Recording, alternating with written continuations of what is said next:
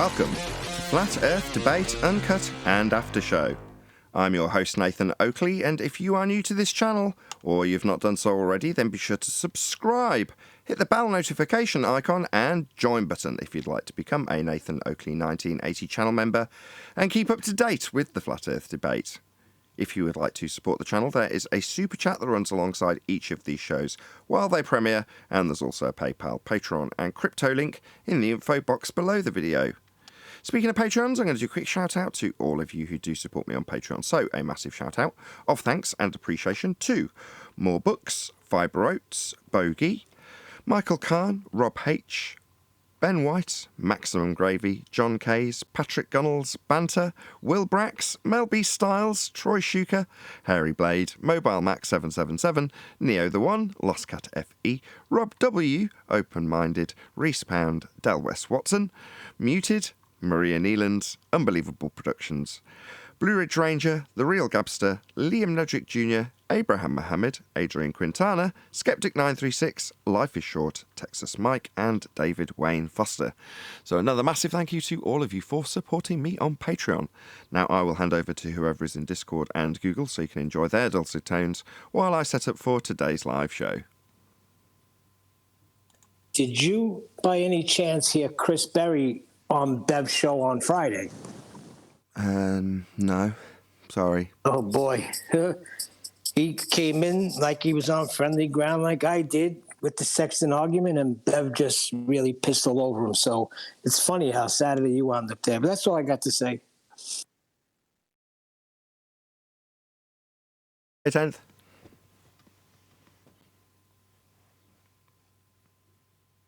And hello, Discord as well.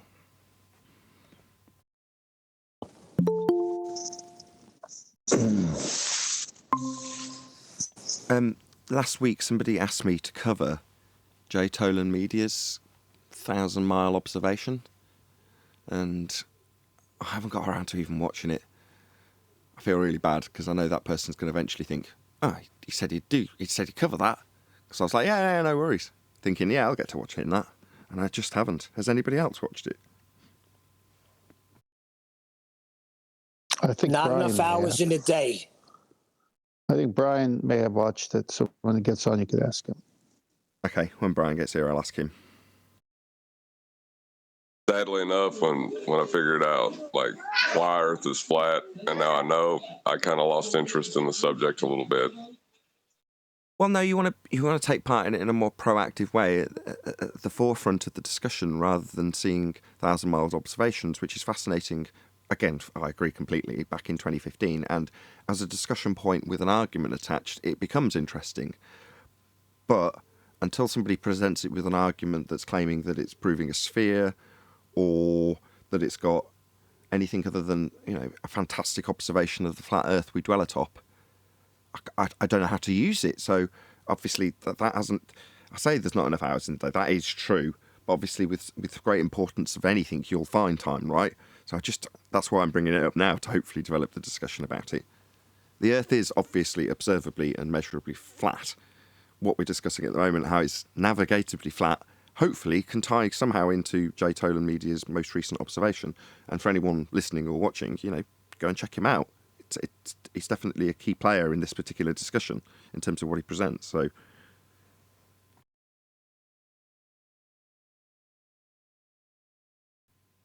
I'm glad that was a very thorough coverage of that particular piece of footage. I'm sure my Patreon will be delighted.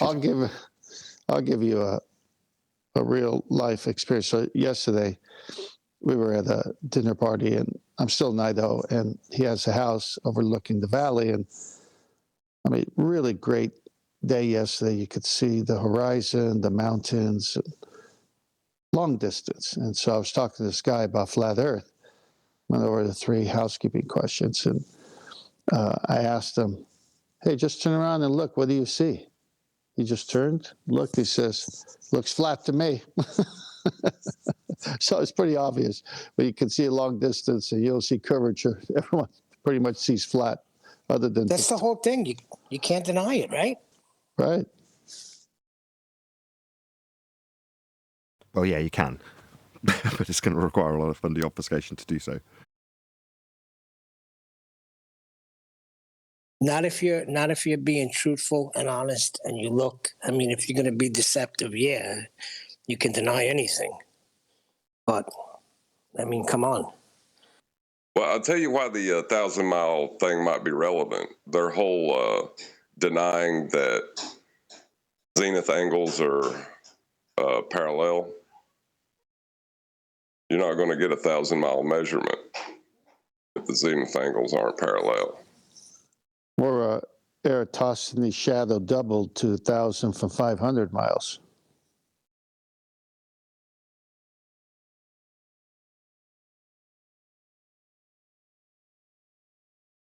That might well come useful. Who knows? Us just discussing it now, I mean, even though we're vague on it, and I'm sure we'll get to watch it at some point, it just means it'll hopefully develop discussion. You know, it'll turn into something if we're discussing it, if we just completely ignore it, which I think was the point of the person trying to get me to discuss it. So, you know, I admit enthusiasm level seems low, but that may change. Well, hold on a sec. What is the radius of the sphere in miles? 39.59. So the diameter would be right at 8,000, right? Just shy of it, yeah.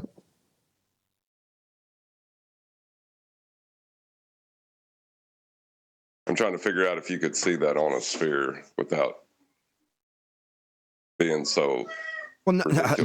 I think that's going to be the first premise that's going to be put forth in that video. I mean, I don't want to assume that, but I would assume that.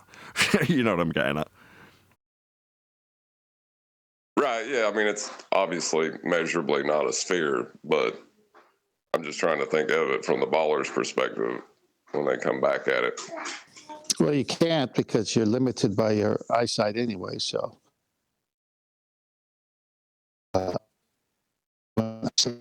The reflection your eyesight, other elements gotta get.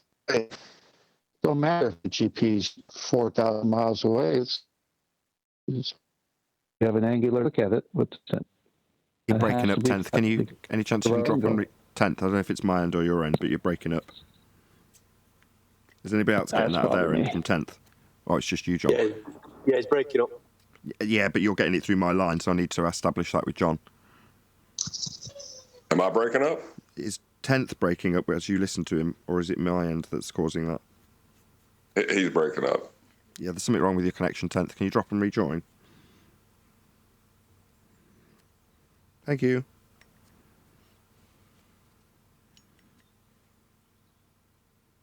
It's going to be one of those days.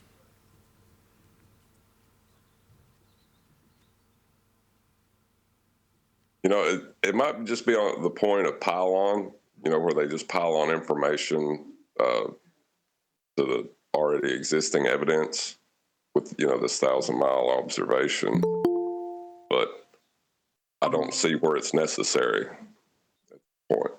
Yeah, as Brian was the only person who was mentioned as having any experience or even watched this video, can you just brief Brian on what we're discussing, John?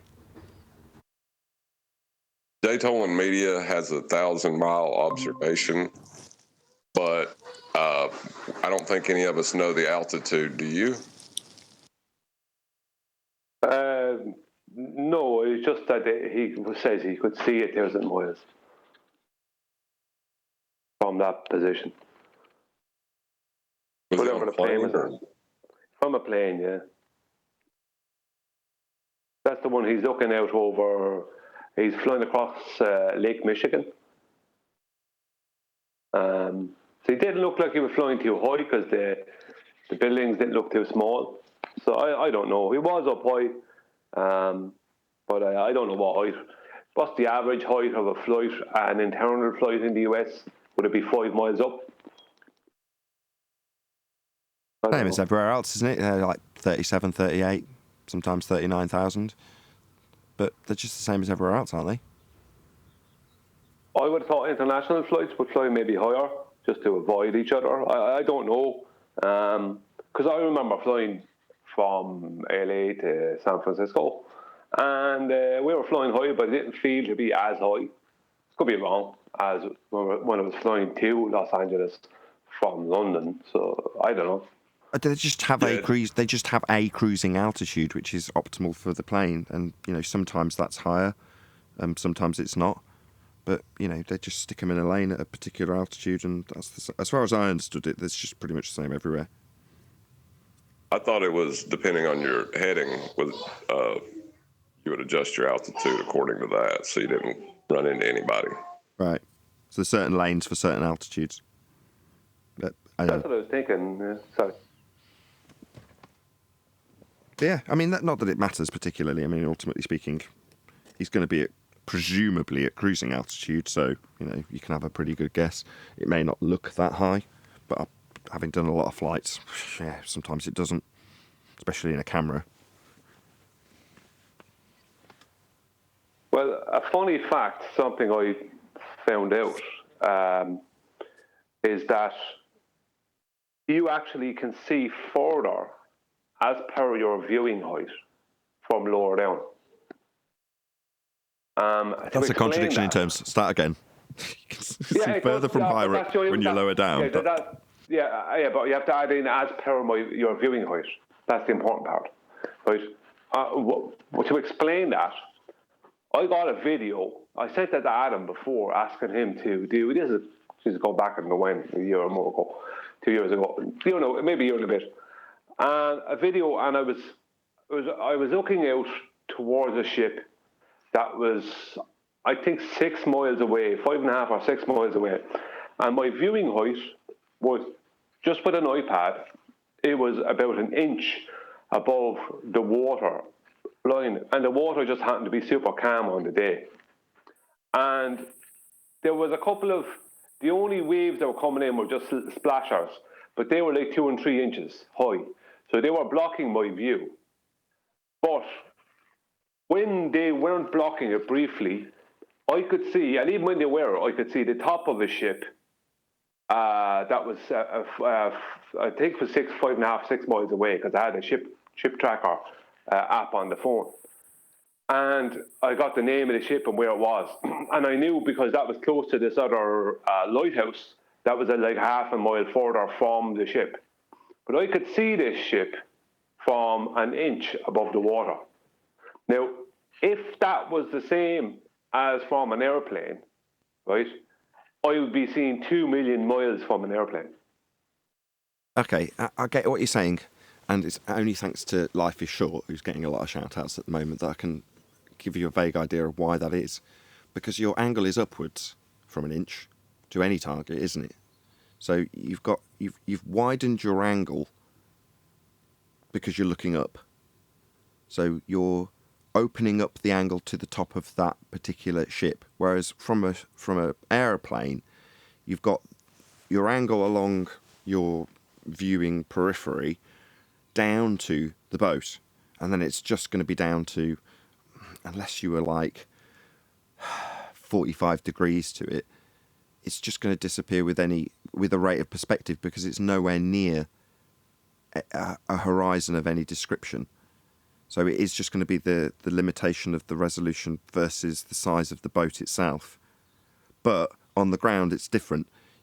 You go up a little bit, and suddenly, because you're looking at something along the deck with a height that you can get up to and then breach, i.e. go over the height of the boat itself, you can change the relationship with that angle as you go through that midpoint, i.e. with the top of the, let's say the top of the sail if it was a sailboat, and then beyond it, so you're then looking down on it. Well, when you're looking down on it, you're limiting the view with the deck, whereas you are at one with the deck, if you like, as you're looking up at an angle to the top of the sail from the ground. So it does change the relationship subtly at that very extreme limitation, where you're pretty much at the same height as the item you're looking at, can get up to the height that you're looking at without any difficulty. You just climb you just move away from it even further, and chances are you'll go up in elevation if you're at sea level, right? So that relationship is easy to manipulate, but you're actually at the maximum extreme of where you can alter the angle, either opening it up if you look up or closing it by looking down. Does that make sense? Yeah, but I understand that. I understand what you're saying, but that's you're missing the point. The point is that although I am looking more in a horizontal, I'm very close to just horizontal, when I'm looking at the ship from 1 inch above the water. The point is, if you translate that 1 inch into 6 miles above the earth in an airplane, then you think, because you're looking from an airplane, that you're seeing way further. And technically, you are seeing a greater distance. But if you divide that 1 inch into that 6 miles, and you divide that 6 miles into how far you're seeing from an airplane, which could be 100 miles or whatever, right, on the average, 100 to 150 miles, depends on how clear things are, then if you could make this, if you were able to see from the airplane the same distance as per your viewing height as I could see from 1 inch above the water, then I would have seen over 2 million miles from the airplane. Yeah, I did follow it. Maybe I still don't understand because you've pretty much repeated yourself verbatim. So if I've missed something, I'm sorry, but I can only go through the same response I've given. I'm not going to parrot myself off verbatim, but it does seem like there's a bit of a conflation in terms of how that angle would, the relationship would work with the deck. But maybe I'm missing something. Yeah, but the point is that I did a whole thing where I went through it there some while back, where from different heights, how far I could see. And let's say I was standing at a 6 foot viewer height above the water. I can see further in distance, in measured distance, from 6 foot above the water than from 1 inch above the water. Let's just say. But the thing about that is, if I divided that 1 inch into that 6 miles, it's going to be millions of times it will divide into it. But if I divide that 6 miles up in an airplane into 100 or 150 miles, whatever I'm seeing from an airplane, it won't be anywhere near the same division amount. And the same, talking about ratio. Yeah, sorry? You're talking about the ratio of sight to distance. Yes, the ratio is so much greater the lower and lower you go. It's so much greater. It's very strange. The higher you go, then the ratio is less. Now, there is no, on a globe model, that's impossible. The ratio is opposite on a globe model. The ratio has to be more as you go higher, not less. But what I found out is it's less as you go higher. Although the measured distance is further, the ratio of viewer height divided into distance you can see is way, way, way greater from lower than it is from higher. Yeah, I fundamentally disagree. I'm going to disagree, but I'm going to go to the beach in the next couple of weeks. My folks have got their 50th wedding anniversary, and they live on the coast. So while I'm there, I've never had that in mind whilst looking at stuff at distance. And there's lots of coastal landmarks that I can look down at great distance easily. I'll bear that in mind, and I'll put it to practice. It's generally regarded as a common understanding that the higher you go, the further you can see, right? Now, off the bat, while I'm going to resist the urge to just challenge you outright and go, no, because, yeah, let's throw the baby out temporarily and just get grips with basic stuff that we actually see when we're out looking at stuff before I challenge you too strongly. But you're basically contradicting the most basic premise when it comes to understanding how you see things. Go a bit higher, see a bit further was my understanding. But if you want to challenge that at base level, okay, that's fine. I'll step back that far with you. I'm cool. I'm quite excited, in fact. I'm not challenging that. When you go higher, you do see a greater measured distance. So your distance that you're seeing from a measure, let's just say, is greater, obviously, as you go higher. Your angle changes. You can see more 3D, and you're looking down towards stuff. And let's say the horizon it stretches out from underneath you. So you're seeing further, right? No doubt about it. The distance is further, but the ratio of your viewing height with the distance is less. Because if you're only seeing 150 miles or whatever, even 200 miles, whatever distance you see on a clear day from 6 miles up in an airplane, then that's nothing in comparison to seeing a ship 6 miles away from 1 inch. Yeah, but You know what I mean? The ratio. yeah, but I can tell you what it is, and I can say it confidently now, knowing the back history, thanks to flat Earth data. Right, it's a squared function, isn't it? Shocking. It's a squared function. I could even give you the exact squared function if you like. I don't mind, yeah. It's about 8 inches per the mile squared. It's a squared function. Well, that doesn't work. Yeah, it does. It roughly works. Curved maths roughly works. Why it works so well is because they've back-engineered what they used to use in celestial navigation. Again, shout out to Flat Earth Data for pointing this out, where they gave you those maths just without referencing Earth curve at all. Yeah, I don't know if you're fully getting what I'm saying. I think I am. Now that you've said ratio, maybe I'm not picking up what you mean by ratio. Maybe John can expand on it, because you've said almost the same twice. Right. Well, the 8 inches per mile squared is, I think, addressing the angular relationship to the horizon from your height and giving you that angle. That's great. What Brian's talking about is that doesn't work when you start to get lower to the ground. It seems to be. Oh, gotcha. Now I think I follow. It breaks down in terms of you should not exponentially, there should be the same squared function. I'm going to bastardise this terribly. In reverse, when you decrease. In other words, Earth curves should get closer and closer and closer and closer if we're going to call that the limitation we call the horizon. But it doesn't. That's what you're saying, right, Brian? Hence, we've got Kosho over a barrel when he's describing why we've got the same exact effect of a bottom-up obstruction at a limitation of your view. But it's well before the horizon. It's just the limitation of the angular resolution of this toy boat in the near foreground, very close to the deck. So you're saying rather than it getting the Earth curve edge that they say blocks stuff in the distance, getting closer and closer and closer and closer and closer as you get closer to the ground, that doesn't happen. The proportion changes drastically as you get lower. And realistically, you'd think you'd see less distance, but actually no, that proportion gets worse and worse and worse. In other words, you can still see a very long distance closer to the ground. Correct, Brian? Yeah, technically, it's the opposite from what the globe claims. Is that in their claim, when you go higher, you should technically see way further.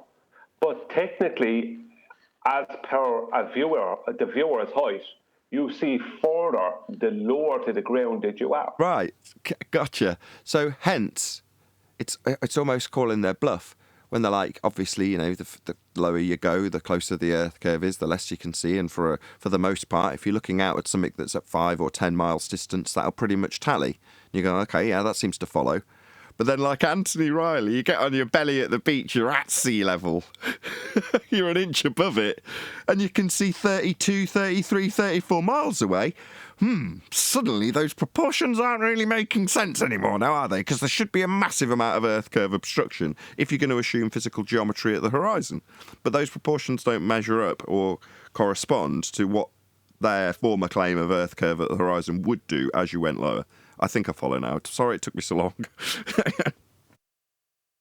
Yeah, I mean, you won't always see 6 miles from 1 inch, because if you're looking across the water, there's going to be undulations.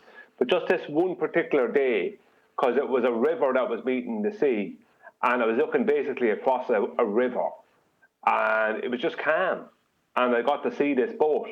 But the point was, if it was calm every day, then I could easily see that far with a 1 inch viewer height. But that if 1 inch divided in, let's say 1 inch is 1/12 of that foot, and there's 5,000. John might know it. There's 5,860 feet or something in 1 mile, something like that. So that's only feet. So the point is that within 6 miles, 1 inch. I'll just see if I can get the maths here for 1 inch. So, second. Okay. You do the maths and I'll talk over you with lots of numbers to confuse you. Quarter of a mile is 3,220 feet. Maybe that helps. Maybe if I throw out a few other numbers. I'm only joking. Hopefully it won't crash. I keep ballsing up. I'll do a little plug because I messed up myself because OBS keeps crashing. So in about 3 minutes, I'll find out whether or not I've got a lot of work on my hands today or not. And all last week, I just overrun. In other words, when this happens, it causes more work than I can really cope with. I start getting a bit stressed out because I'm running out of time and having to deal with various other duties with family, which you can't if you've got stuff on your plate and you've just got to get it done. And that was what was happening all last week. So as a result, I plugged a show with Zanuck, basically disclaiming that Earth must be measured flat, and plugged it for the show it came from on the second channel. So I'm like, telling everyone, go and subscribe to the second channel. It's going to come out after this video. And then it was just a 20-minute pre-show like we just have, like we're doing now. But it crashed, and then I started, obviously, a new recording. So that show's coming out today after another clip, because I got loads of meat off that bone. But I've got one last clip, fortunately, to actually plug it that comes out on this channel at 2:15. So I'm going to plug that in the live show. I must remember, because I did cock it up, tell everyone to go and watch the full-length version. And Zanuck weren't even in the pre-show, you know what I mean? Anyway, hopefully I bought Brian enough time. We've got about 2 or 3 minutes before we start live. Or I start messing around with a crashed OBS.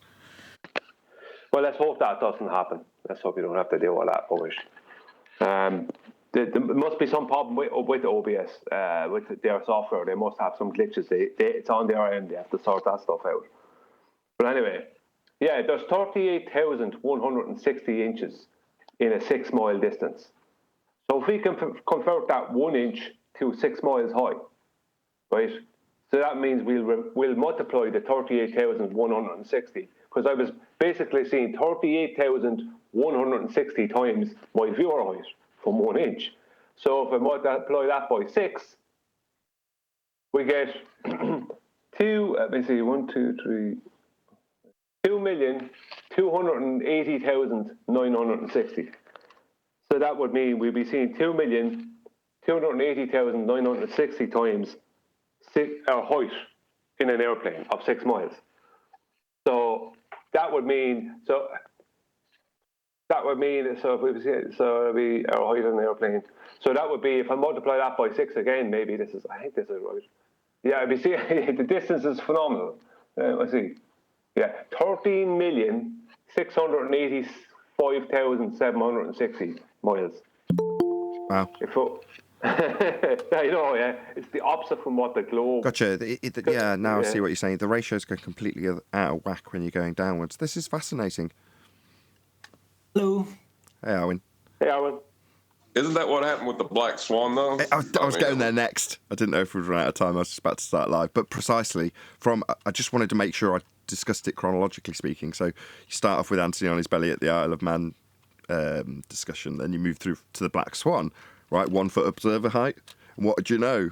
We don't know how far that horizon is. There's nothing to demarcate the actual distance to that horizon. Not that you can demarcate it with a postcode, but you can get things that are up to it and beyond it and know roughly how far your limitation of view is. But in that particular image, we just know how far the oil rigs are, and we know the horizon's beyond it. But again, similar thing, right? We shouldn't be seeing that far. If you're on a sphere, well, we are just seeing that far. Well, it's nice to now ponder the relationship in terms of the ratios as you get closer to the ground, because they certainly don't work out with globe maths, and we know the horizon's not a physical geometric sphere edge. But yeah, next step in that journey that Brian's, that's why I say it's fascinating, alluding to now, is the black swan. But we'll get into that in the live show. Maybe, should we forego housekeeping because we're all keen or not? Just want to decide now before we get into it. Yeah, absolutely. Okay, we'll carry on this discussion. I've just got to start the live show. I'm sorry to cut it off. There's just going to be 60 seconds of intro and such like, so I'll get on with it, shall I? Don't lose your enthusiasm is what I'm trying to say.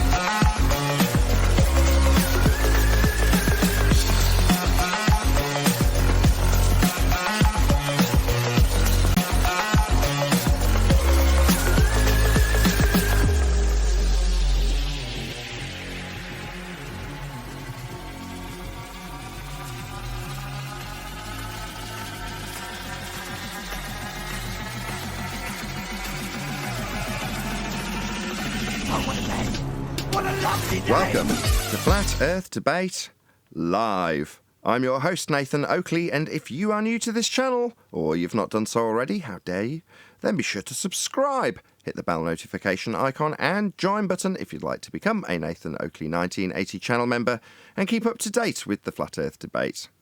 If you would like to support the channel, there is a super chat that runs alongside each of these shows while they are live, and there's also a PayPal, Patreon and crypto link in the info box below the video. Most importantly, if you'd like to join the discussion, simply mute the page you are currently watching, then click the link in the info box below this video to join the panel and express your views on the nature of Earth. If you do join, please don't swear. If you do, you'll be ejected, and if you are, please don't try to rejoin the stream using sock accounts. You'll be warmly welcomed back on the next stream. Please also share the show on social media. Sharing the show obviously increases the live audience, but this in turn increases the chances of a more diverse panel, so please share the show on Facebook and Twitter. Now, we are joined by Brian's Logic, 10th Man, Arwin, Refracted Curvature, Neil, and a whole bunch of people in Discord, so welcome one and all. Hello, hello. Hello. Good afternoon. Got so excited about the live stream working straight after the pre-show that I forgot to mute my mic and celebrated just as the live stream started. So my apologies to anyone trying to enjoy my intro music with me going, woohoo, it's worked! Because it did. And I was then so thrown off that it had worked that I was like, do I need to do another intro for the Patreons? No, I've already shouted them out already. Hooray! I don't have to do that bit, which confused me slightly in the intro. So I'm actually excited that it's going well, and that's causing me to make things go badly in terms of how I do my intro. But now that's out of the way, we were having a very nice discussion, and I'm hoping that will continue. So, Brian, can you maybe give us a brief summary of what we were discussing in the pre-show to keep the audience up to date so they know why we're not using housekeeping straight away? Hey, before we do, don't you need to shout out your show for Xanac before we? Yeah, okay. Tails on nicely, so yes, that's a good point. Sorry, Brian. Hold that thought. Hopefully this does not ruin the tempo and tone of what we were discussing in the pre-show. But as a result, me celebrating the pre and live and after show will hopefully all be linked together today. I made a bit of a cock-up yesterday, so I put out several videos that were shorts to sort of build the momentum for people wanting to see the full uncut show with Virus and Xanac, about 4 hours long, but a good solid 45 minutes with Xanac, maybe an hour with Virus in the after show, going through the elevation angle argument in a reasonable amount of detail, with them having to confess their uses of flat planes. It was brilliant. But obviously, we've been discussing it in the interim, and I've been dripping out these shorts. So then I put out one of two main chunks of the discussion, which were about 10 minutes long, yesterday, and then told everyone, go and watch the show, which is 1613. Is it 16? Yeah, 1613. It's going to premiere on my second channel, so subscribe today to my second channel. If you're watching live now, links in the info box. Because tonight, if you are watching this now, that's when the actual show comes out. But because the show had been broken up through OBS crashing, I plugged the wrong show. But that is actually coming out tonight. So be here or be sphere on my second channel, which is just called Nathan Oakley, rather than Nathan Oakley 1980, where you're watching live now, to see the full uncut and after show with, as mentioned, Xanac and Virus in its uncut format.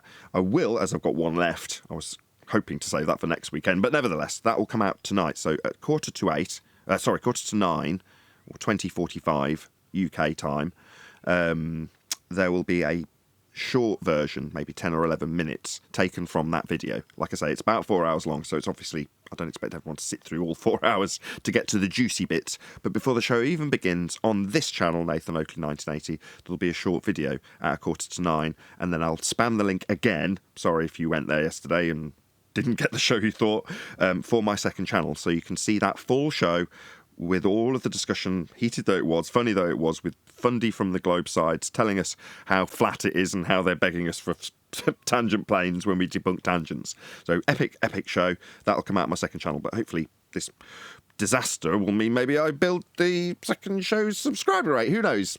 You know, all that good crap. Check it out. What's wrong with watching all 4 hours? I do it. I'm sure I do too, but it's my show and you're on the show too. So, you know, we can't really use that as the yardstick now, can we, Neil?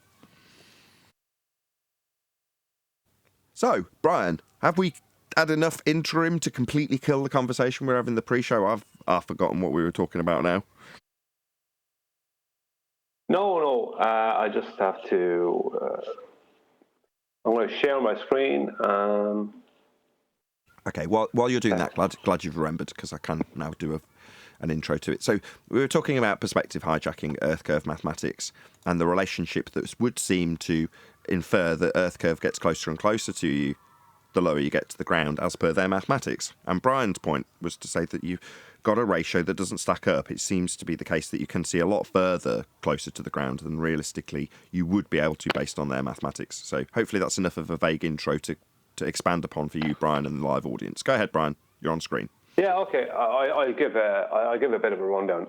How this started was some time ago. I remember that I had made a small video with an iPad where I was 1 inch above the waterline at this beach, and I was looking out, and I could see a ship that because I had Ship Finder on my phone, and I could see, because I was able to see with the Ship Finder the distance to the ship, and I was videoing it with the iPad. Now, it's an old iPad, so it wasn't a brilliant video, but I could see this ship, and there was a picture of the ship in the Ship Finder. Everything was there, all the details of the ship that you need, and exactly where it is. And it was docked. It wasn't moving. It was anchored at that point. And this ship was 6 miles away from me. Now, there was breakers on the water in front of me of 2 or 3 inches high, and I should have really rose up a bit, but on the day for what I was trying to do, but I didn't. I just stayed at 1 inch. But I could see the ship, and the ship was 6 miles away. So I was thinking, like, if the ship is 6 miles away and I'm only 1 inch, then off the water, then that's going to be a phenomenal distance as per my viewer height. And I worked out that from different observations that I had made, that 1 inch right into 6 miles goes into it 380,160 times. So I was viewing, as per my 1 inch viewer height, 380,160 times my viewer height. And then I remember seeing a boat that was 7 miles away from me. Now, this was with my eyes, not with a camera, from 6 foot, because I was standing at the shoreline on a different day, a different shoreline, but I was standing at a shoreline. I was checked it on the Ship Finder app on my phone. It was 7 miles away, and that would be 6,150 times my viewer height of 6 foot. So my 6 foot viewer height, I could see a boat that was, I could see something that was 6,150 times my viewer height. But then I remembered being on an airplane, right? And I said, right, an airplane, an international flight anyway, they fly about 6 miles up. And I remember Jay Tolan's video where he said he could see it, and this is what reminded me, because this video came up earlier. He could see 1,000 miles when he was flying across Lake Michigan.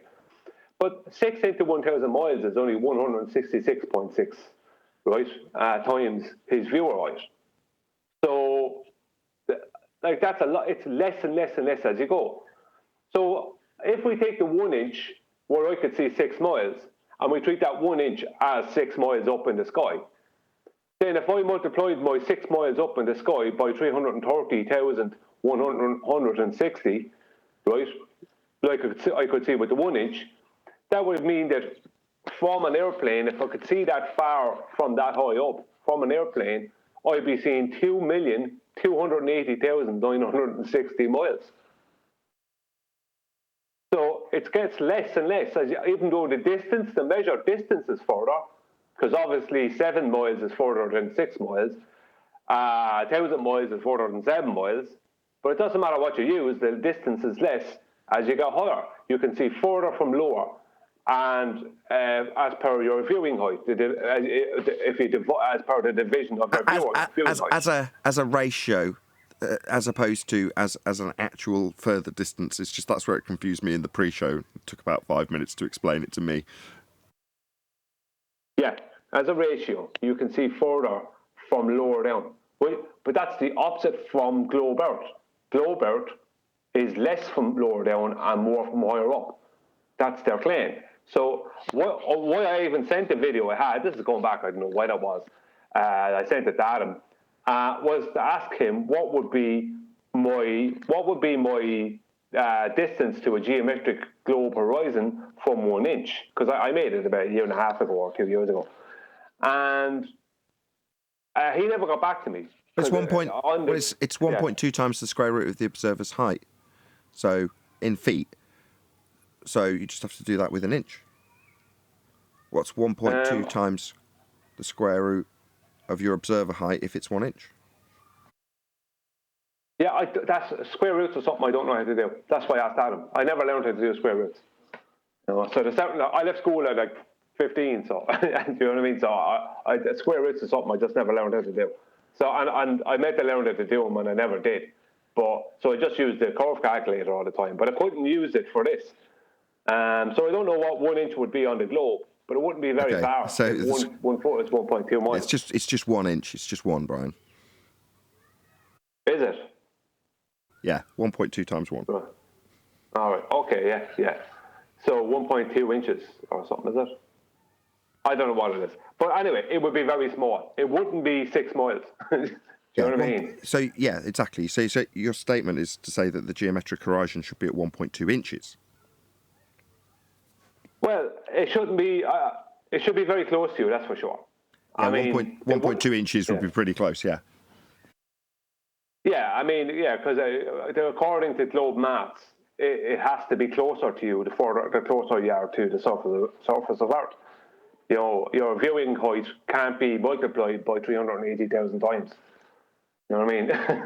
I mean, this is for those of you watching live. If you're a little bit confused, don't worry too much. We will get this more concise. This has literally just been aired by Brian, and by just I mean 2 years ago and then forgotten about. Yeah, and this thing here that I have on the screen, this is only something that only recently I decided to do. Because at the time I was trying to see how far I could see from 1 inch, because that would, just out of curiosity. And it never occurred to me to do this. But recently I said, there's something wrong here, because I remember the 1,000 miles video from Jay Tolan, and I said, right, and that's with an IR filter and a super zoom camera from an airplane. So 1,000 miles. So normally you'd see maybe 150 miles on a clear day, maybe a bit more. But you wouldn't be seeing normally 1,000 miles, because you can't see through all the weather and everything. But that's probably the max you're going to see with an IR filter and a super zoom camera from 6 miles up is 1,000 miles. And that's only 166 times his viewer height. Whereas from 1 inch with an iPad, I could see 380,000 times my viewer height. And from 6 feet, I could see 6,000 times my viewer height. So your viewer distance, your ratio distance as per your viewer height is less as you rise up, even though the measured distance is further. But it's the opposite from the globe. The globe has to be the opposite. You should be seeing further, your furthest per your ratio as you go higher. That's about it, really. Yeah, no, it's good. I mean, we've got a whole series. I mean, we started in the pre-show talking about the Isle of Man with Anthony on his belly at the Isle of Man, looking at the north end of it. It's something like 34 miles. And further to that, you had Ranty Flat Earth, when he was Ranty Flat Earth, now Flerfspective, on the other side of the argument. And I remember him having Barrow in finesse at 1 inch, because he used the bird, flipping the bird as the 1 in his thumbnail for the 1 inch. Now, from memory, I do vaguely remember taking a cap of whatever it was, a screenshot of whatever it was that he'd got because of that particular thumbnail. I just thought it was amusing. And I'm sure I've got it on this iPad. I'm sure I transferred it across from the old iPad. But I'm going to have a hunt for it and see if I can find that particular 1 inch observation, just because it's very specifically 1 inch. I think, is it 1 inch or 1 foot? No, 1 inch. Is it? Okay. Yeah. I mean, he did it several times, and there was one particular occasion that he dug a hole. He kind of tried to replicate Anthony, and he dug a hole, and he was doing it as video footage with his P900, and just as he picked up the camera, the water came into the hole. Oh, I've got these images right now. Let's see if I can find a good one. So I'll let you I'll dig it out and I'll see if I can. I had a bit of trouble last time getting these photos to actually send on Skype, so if I do have to faff around, I'll just give up. But I do know where they are on my iPad now for future reference. As a cause for this, do you think it has to do with like a relationship with like particles in the air? You know, like because there's a set number of particles you can see through, right? What I thought it might be is because you're looking through the same density of air. Like at 1 inch, looking across the water, I'm looking through the same density and whatever moisture level or whatever of air. Whereas if you're looking down at an angle, which you often will be, the higher you go, at more of an angle, then you're not looking through the same exact density. You're looking through a kind of gradient of density. But maybe it's just purely down to God said no. I was thinking that too. God said no. You're only going to see this far. You're never going to see the Earth like you want to see it. Yeah, Earth curve mathematics completely fall apart after, what is it? You get below 6 foot, they start to fall apart. Yeah. And like I said in the pre-show, that's where Chocolate had kosher over a barrel with a toy boat just in the near foreground. So suddenly you have the same effects that they describe at the physical geometric sphere edge horizon, formerly known as Earth curve. But that effect can be induced an inch off the water with a toy boat. And it's the exact same effect. But because you've got this disproportionate distance being seen very low to the ground, you can induce what they call Earth curve much, much sooner. And you know who else suffered from that? Man, they're all coming back to me. National Geographic did the exact same thing, right? On the it's not on this bloody slide reel now, but I've got some shots of them, out with flat earthers, looking at the boat and saying, look, there's the boat disappearing from bottom up. It's covering the flag. There's one stripe gone. There's 2 stripes gone. You're like, yeah, but the horizon's behind it. So in other words, they're showing a black swan. But what we hadn't also focused on up until now, it's just the horizon's behind it, dumbos. Bye-bye geometric Earth curve. Obviously what you're seeing in the boat isn't what we've covered up until now, but we will now, because we're seeing that effect on the boat. What they wanted to call Earth curve and were claiming was Earth curve, with a horizon behind it, is still an effect that they've induced low to the ground. Well, why would they be seeing a tremendous distance to have this effect in the first place if Earth curve should be really close to them? Well, in reality, the horizon's still much, much, much, much further away, but they're getting this optical effect induced at the distance they expected, but not the Earth curve edge horizon. Epic. This definitely warrants more investigation, in case anybody was wondering why we completely went and forego the housekeeping entirely. It's because I think this is fascinating, and we've got, straight away, without even giving it much thought, 2, 3, 4 examples. I've just put Ranty's picture up on screen, by the way, in case anybody was wanting to reference it. If it's the right one, it might be vaguely a different one. It doesn't really matter, just to give an idea of what he was looking at. Oh, Nathan, you just don't understand. The geometric horizon was blocking it, but the apparent horizon was visible behind it. Yeah, you don't have 2 horizons, though. So on screen now, we've got the Andrew Thomas Young explanation that Arwen's trying to... One of those vague times, hopefully this happens more often, where the slideshow actually corresponds with what's being talked about. So you've got a point that's marked G, and that's how they derive H. Well, H is the visible horizon. We've only got one. So this diagram's claiming that this is the point that we're seeing as a horizon, as an explanation for why the horizon's beyond the geometric limitations of a sphere Earth at G. So the point marked G is a second horizon, typically the one that they had a straight line to that claimed to block boats and buildings. Yeah, that's the non-visible geometric horizon. What's that you say? Horizons are visible? Yeah, that's right, they are. So it's not a horizon then. So we don't have 2. It can't be a non-visible geometric horizon that we must see to get the maths, but isn't seen because it's claimed to be at H. Also blocking it, well, we don't have 2 horizons, are we? No, we don't have 2 geometric horizons, but we can have infinite apparent horizons. There's only one apparent horizon. It's the one that's apparent. Yeah, but the other one's geometric. It's blocking There is things. no other one. The definition of a horizon is that it is apparent. So to say an apparent horizon is actually redundant, because a horizon by definition is the apparent location where the sky meets the ground or sea. Well, that's a apparent position. So an apparent position where the sky meets the ground or sea, Arwin. There's no apparent horizon. It's just redundant. Yep. Yeah, but I'm only calling it apparent because the other apparent horizon is obviously geometric and blocking things. There isn't two horizons. What are you talking about? Yes, there is. No, there isn't. In the helicopter example, right? You said that the horizon was actually visible behind it. Yeah, but the one in front, the geometric one, was blocking it. Yeah, but that wasn't a demarcation between the land or sea and sky. That wasn't a horizon. It was a limitation to your view based on angular relationships with the boat.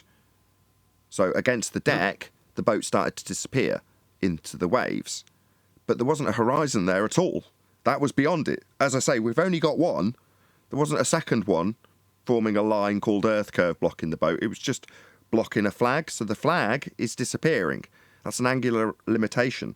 But the sea itself is carrying on beyond where that's happening.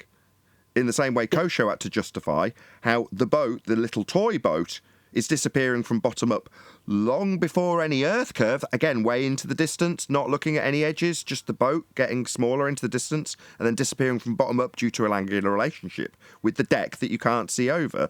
Therefore, you've not got a wide angle through the deck limits your view. Therefore, that's where your obstruction starts and becomes to appear as Earth curve, not when it's beyond it. I don't know where you're getting this assertion that you only have one horizon when obviously there's first things are obstructed by the geometric horizon, then the apparent horizon is where the sky seems to meet the ground, right? But that's only because terrestrial refraction enables that visibility beyond the geometric horizon. Meanwhile, the geometric, begging the question, proof of nothing, perspective hijacking Earth curve calculator claims that Earth curve geometric horizon blocks boats and buildings, Arwin. That's what the claim is. Well, you could think of it like that, but effectively... That's what it is. No. Don't try and do that. That's slightly sneakier than usual. It's not that I need to think a bit like that, Arwin. That is the globe claim. Not me thinking of horizons of anything. That is the globe claim. The globe claims a physical geometric sphere edge, formerly known as Earth curve, as a horizon. Not me. I don't have to think of it as anything. That's their claim. You and your curvature calculator are exactly. I knew this would lead on beautifully with Arwin. So yeah, what's next? Telling me that my ideas of Earth curve being an edge, geometric in nature, as labelled with the word horizon, at a tangent point in the Earth curve maths, that's debunked, is it, Nathan? I'll have people telling me how my Earth curve's debunked from the opposite side. This is why, as I said in previous shows, they're as dangerous as we are on the anti-flat Earth side of this argument, because they go around saying things like you and your reference frames are ruined. Not to mention that if the horizon was Earth curve refracted or not, you wouldn't be able to derive an angle to build a model of a celestial sphere. So you need the Earth to be flat to have a globe model. You're leading me into housekeeping, so I can ask Brian if there's any more to add. Just because the base drop for calculating how the globe model works is flat doesn't mean that there isn't any geometric obstruction that proves that the Earth is actually a ball. But they claim there is a geometric obstruction that does claim it proves they're a ball. It formerly was called Earth curve and was the horizon, Arwin. So as much as you're trying to be clever, I'm very much got my eye on you, my friend. Yeah, you sigh like the Fundy sigh too, don't you? Baldwin sighs just like they sigh. It's very tough being a ball believer. It is when I'm paying attention. It's only because Arwin gave the game away that we slipped into Baldwin without telling me that, and I spotted it, that I started paying a little bit closer attention to what you were saying, because I knew double speak was coming my way. Hey, Eli. Hey, Eli. Good morning, guys. You've joined at a good time, because I'm going to do housekeeping, unless Brian, who hasn't, Arwin spoke for him, unless Brian's got anything else to add. No. That I haven't investigated it any further. Just that would be an interesting thing that people will probably look at their observations from the past and go, yeah, I could see further as per ratio of viewer height. It's just the opposite from what the globe claim is. I think that's the main part of it, isn't it? Well, the thing So to I have round not out more to add to it. was John's point, which was the ultimate one, is the black swan when it comes to that, right, John? That was your point, so you might as well round out with that. Yeah, it seems that what Brian's talking about seems to be the same principle that the black swan debunks Earth curve. Earth curve mathematics completely fall apart when you get below the average viewer height. Yeah, I remember thinking about that, but I didn't want to add a load of stuff in. Just like anyone now can go out and they can prove that for themselves if they want. So, but you don't have to do much. You just look at how far you can see from the shoreline from 6 foot up, and then see how far you can see from an airplane. The ratio will be less from an airplane. That's it, really. Okay, let's do a bit of housekeeping. As we mentioned it a few moments earlier, any evidence you can acquire an elevation angle from a curved baseline?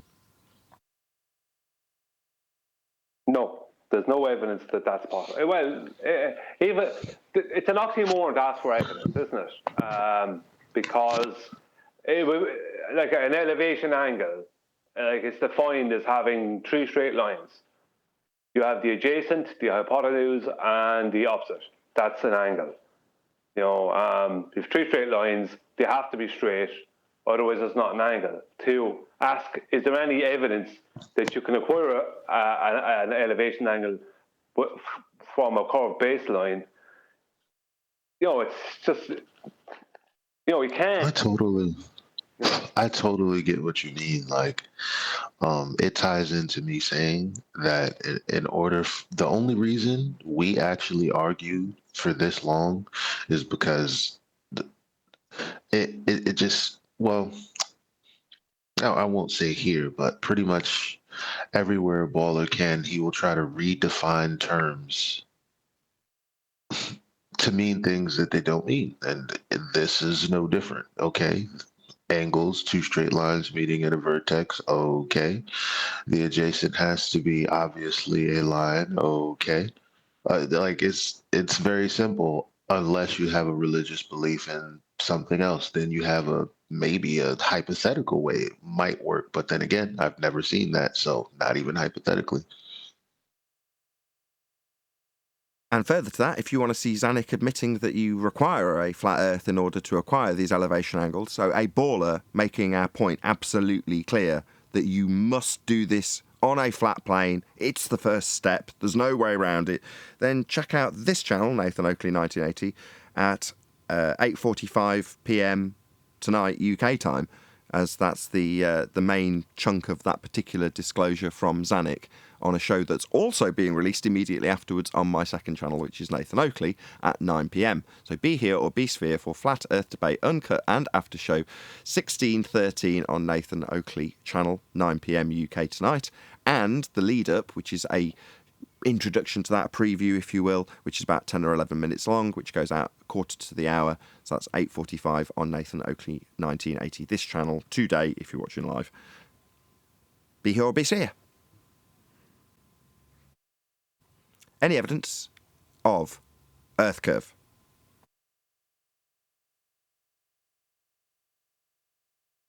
No. And there can't be, as long as celestial navigation use parallel zeniths. Because if Earth had curvature to it, then zeniths could never be parallel. And parallel zeniths are required for celestial navigation to gain a co-altitude zenith distance. Otherwise, they can't use zenith distance. So Earth curve would be an absolute impossibility. Okay, so shout out to us so far for hitting the super chat. It says, love the show. Could you give us the elevator definition of the black swan? ? I'm having a hard time keeping it simple.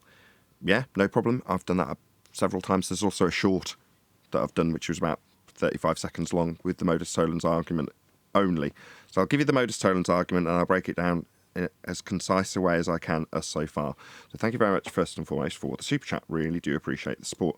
So the modus tollens argument, that would be the logical consistency of the argument is, if you will, if the Earth was a sphere with a radius of 3959 miles, then every distance to horizon measurement could be no more than 1.2 times the square root of the observer's height in feet, and the distance to the horizon in the black swan image is beyond that geometric limitation laid down by Earth curve mathematics.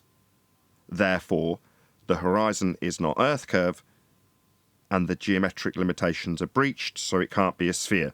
Spheres don't grow. So let's break that down. Earth curve math says that there's a horizon that blocks boats and buildings. That's the geometric Earth curve edge, the one that they ask you to explain why boats are going over it. That's the geometry of Earth curve being asserted at an edge called the horizon and claimed to be Earth curve, with boats falling over it. That's right, ladies and gentlemen, Earth curve has boats falling over the horizon. Isn't that amusing? So, the black swan image has the horizon that should, according to their claim of the geometric Earth curve edge, be blocking Platform Habitat and Platform Hill House, 2 oil rigs. Now, the distance to those oil rigs is 6.4 and 9.8 miles off the top of my head, just under 10 miles at the furthest distance. And the horizon, which should, according to them, with its geometry and its physical limitations, like a hill getting in the way of something, instead of the hill getting in the way of those oil rigs, the hill's now behind the oil rigs.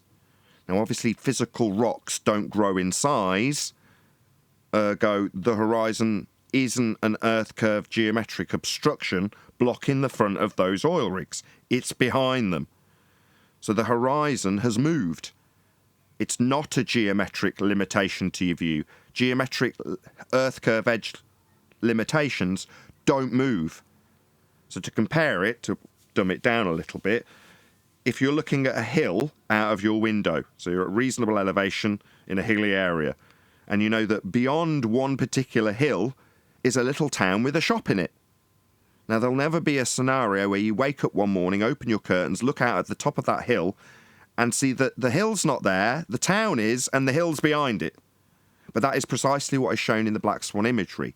Their formerly known as Earth curve horizon that blocked boats and buildings isn't blocking boats and buildings anymore. It's beyond the geometric limitations of a sphere Earth with a radius of 3959. So the Earth's not a sphere, and the horizon's not Earth curve. Hope that's concise enough for you. Anybody got anything to add before I ask axial rotation housekeeping questions? Yeah. Good morning. Hey, Chocolate. Hey, Chocolate. Go, Choco. Hey, guys. Yeah.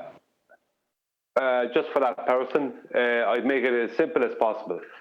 If the Earth is a globe with a radius of 3959 miles, then from a 1 foot observation height, the horizon can be no more than 1.23 miles. The horizon is more than 1.23 miles from a 1 foot observation height, so the Earth is not a globe with a radius of 3959 miles. Or if you really want to mess with them, say if the Earth's curving, then Eratosthenes could never have measured Earth as a sphere.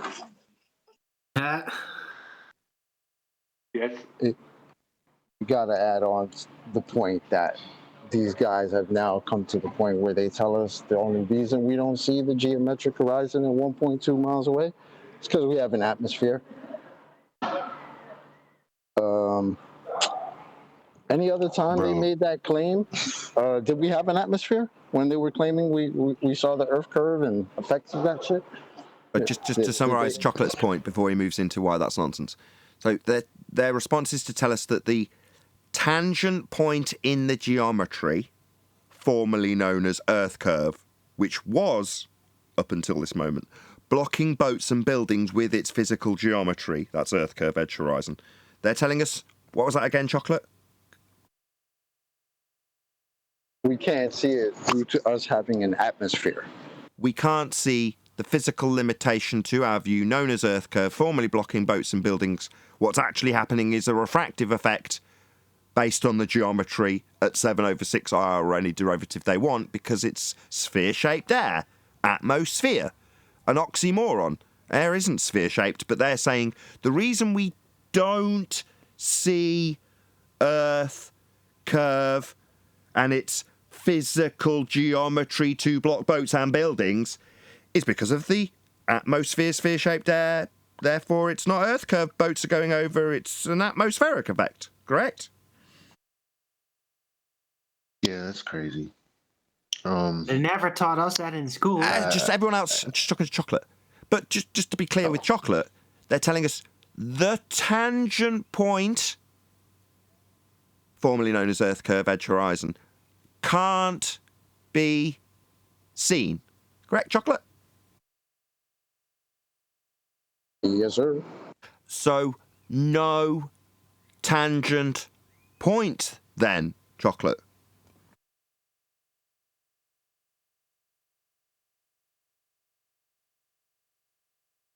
Yes, sir. That's my chocolate. I'm sorry, I'm at work. No worries. That's a yes, an affirmative from chocolate, I assure you.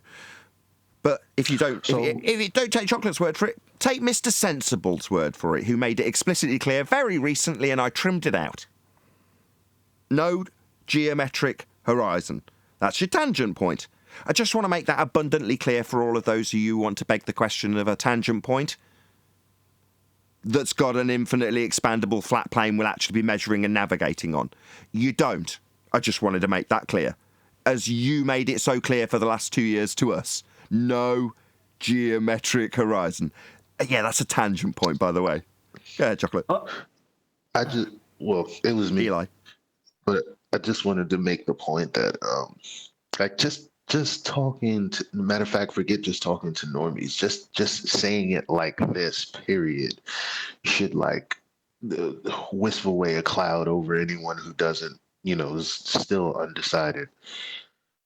Do you really believe that if we lived on an Earth with the size that they claim, which means that the horizon is the physical boundary that you can see no more land,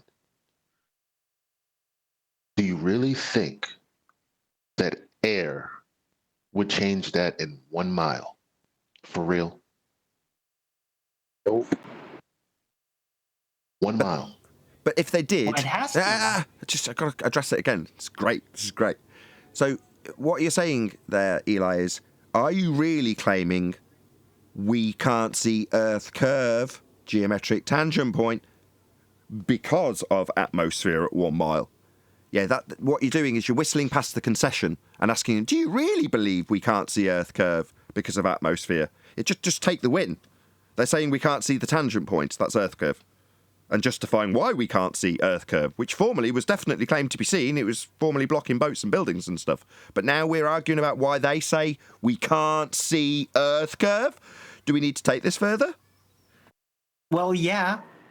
I could take it further a little bit. Can I say something quick? Arwen's been trying to get in a little bit for a while, and then chocolate. But I was actually addressing that to Eli. So you fight it out amongst yourselves. I'm just outraged that they're telling us that... Sorry. Go on, Eli. Eli, then Arwen, then chocolate. Go ahead, Eli. It was that joke. The hey. Anyway, no, yeah, that is very a simple way to put it. And immediately, just by asking the question, you can already deduce that. Oh, well, in my question, I'm saying that you're saying that there's no Earth curve. Exactly. Go ahead, Arwen. Hey, Adam. Right. Hi, guys. Adam. Yeah, I'm just outraged that they're telling us that the curvature doesn't visually block things in a geometric way because the atmosphere unwraps it into an apparent flat plane. Well, why wasn't I being taught about that in geology class in school? They said that if the boat goes further away, then it's blocked by Earth curve. Why didn't they tell us that doesn't actually happen because of the atmosphere? Because that's the claim of Earth curve in the first instance. And as shown on screen, refraction, geometry it is not. Why didn't they teach me that in school? They Because they were- convinced me that it was blocking boats. Yeah, because they wanted to tell you it was blocking boats and buildings and was Earth curve, Arwin. But we debunked that with the black swan. Now, anti-flat earthers tell us we wouldn't expect to see Earth curve. We can't see physical geometry. Nobody's claiming we see physical geometry. Those are all quotes from anti-flat earthers, by the way. Well, I'm just saying they need to know why, update. Arwen? They need to update the geology class curriculum to basically. You know why? You know To why flat. they didn't tell you that, Arwen? Because if they had told you that back then, what you would do is you would start visualizing in your head. So, okay, we don't see the geometric horizon. Let's put this scenario, right? We have no atmosphere whatsoever. Okay, let's just say, let's put us in Narnia real quick. No air whatsoever. No So Atmo I go Day. to the beach. No Atmo Day, yes. That beautiful holiday that Globers think exists. So I go to the beach, lay my towel out, go to the water, right? And I'm looking out at the water at about, I don't know, 1 foot observer height. So they're telling you that at 1.2 miles away, that's where your Earth curves is supposed to start from that observation height. Your sun will start setting at 1.2 miles away. Does anybody think that's reality? Further only to that, during no Atmo Day, you know. if the Earth was curving, you wouldn't be able to measure an elevation angle. Correct. I put myself in Narnia, man. Come on. Yeah, but even in... no, I'm glad you said that, Chocolate. John, re-stress your point. Or don't. Both require a flat plane to measure an elevation angle, Chocolate. So taking us to Narnia... Now, admittedly, you can get around that by saying in Narnia, I assume that I take an angle measurement from the surface, but I picture me being in the middle of a sphere Earth, like right in the middle of the rock, in the middle of the moline core, to make the angle measurement work. But John's saying, yeah, okay, but you can't actually measure that angle because you're not at the centre of the rock after you've measured the angle, you're on the surface, and your surface is curved. So in Narnia, you're still going to need a flat plane for this, Chocolate. That's kind of what John's talking about. Even in Narnia, you still need a flat plane. Yeah, but being that I'm in Narnia, I could just pretend somebody went to the middle of the Earth and took that elevation angle. Why not? Because even in Narnia, because Narnia being comparable to the situation with us and fundy space-believing globe heads, comparatively speaking, even when you are in Narnia, the people of Narnia still take an angle measurement on the surface. I know that might sound strange because, you know, not comparatively, none of our opponents are going to the centre of Earth, are they? They just push the angle that they've measured on the surface. Well, they didn't measure it on the surface, did they? Because their surface is curved. Again, that's John's point. He's just not piping up. They just draw a ball around it. They just draw a ball around that flat plane that they're standing on and observing things from. Yep. Flat plane that they're standing on and observing things on and measuring things on. Earth is obviously, observably, navigatably, measurably flat.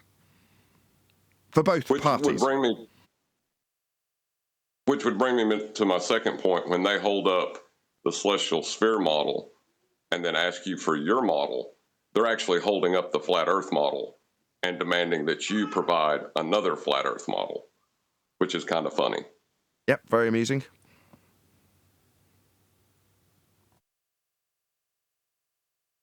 It reminds me of trying to explain to conspiracy cats the argument of gas pressure without a container and having to repeat the same thing to him in excess of 100 times in my comments. Now, by the time I got to 100, he was telling us, without the container, there can be no pressure, end quote, conspiracy cats. So he got there in the end, after 100 attempts from me with him sticking his head in the sand and obfuscating and ignoring. Guess who's doing that right now? Any guesses? I've got a count going. Mucktoon. So he's been dwelling in my comments for the last month since he put out his challenge.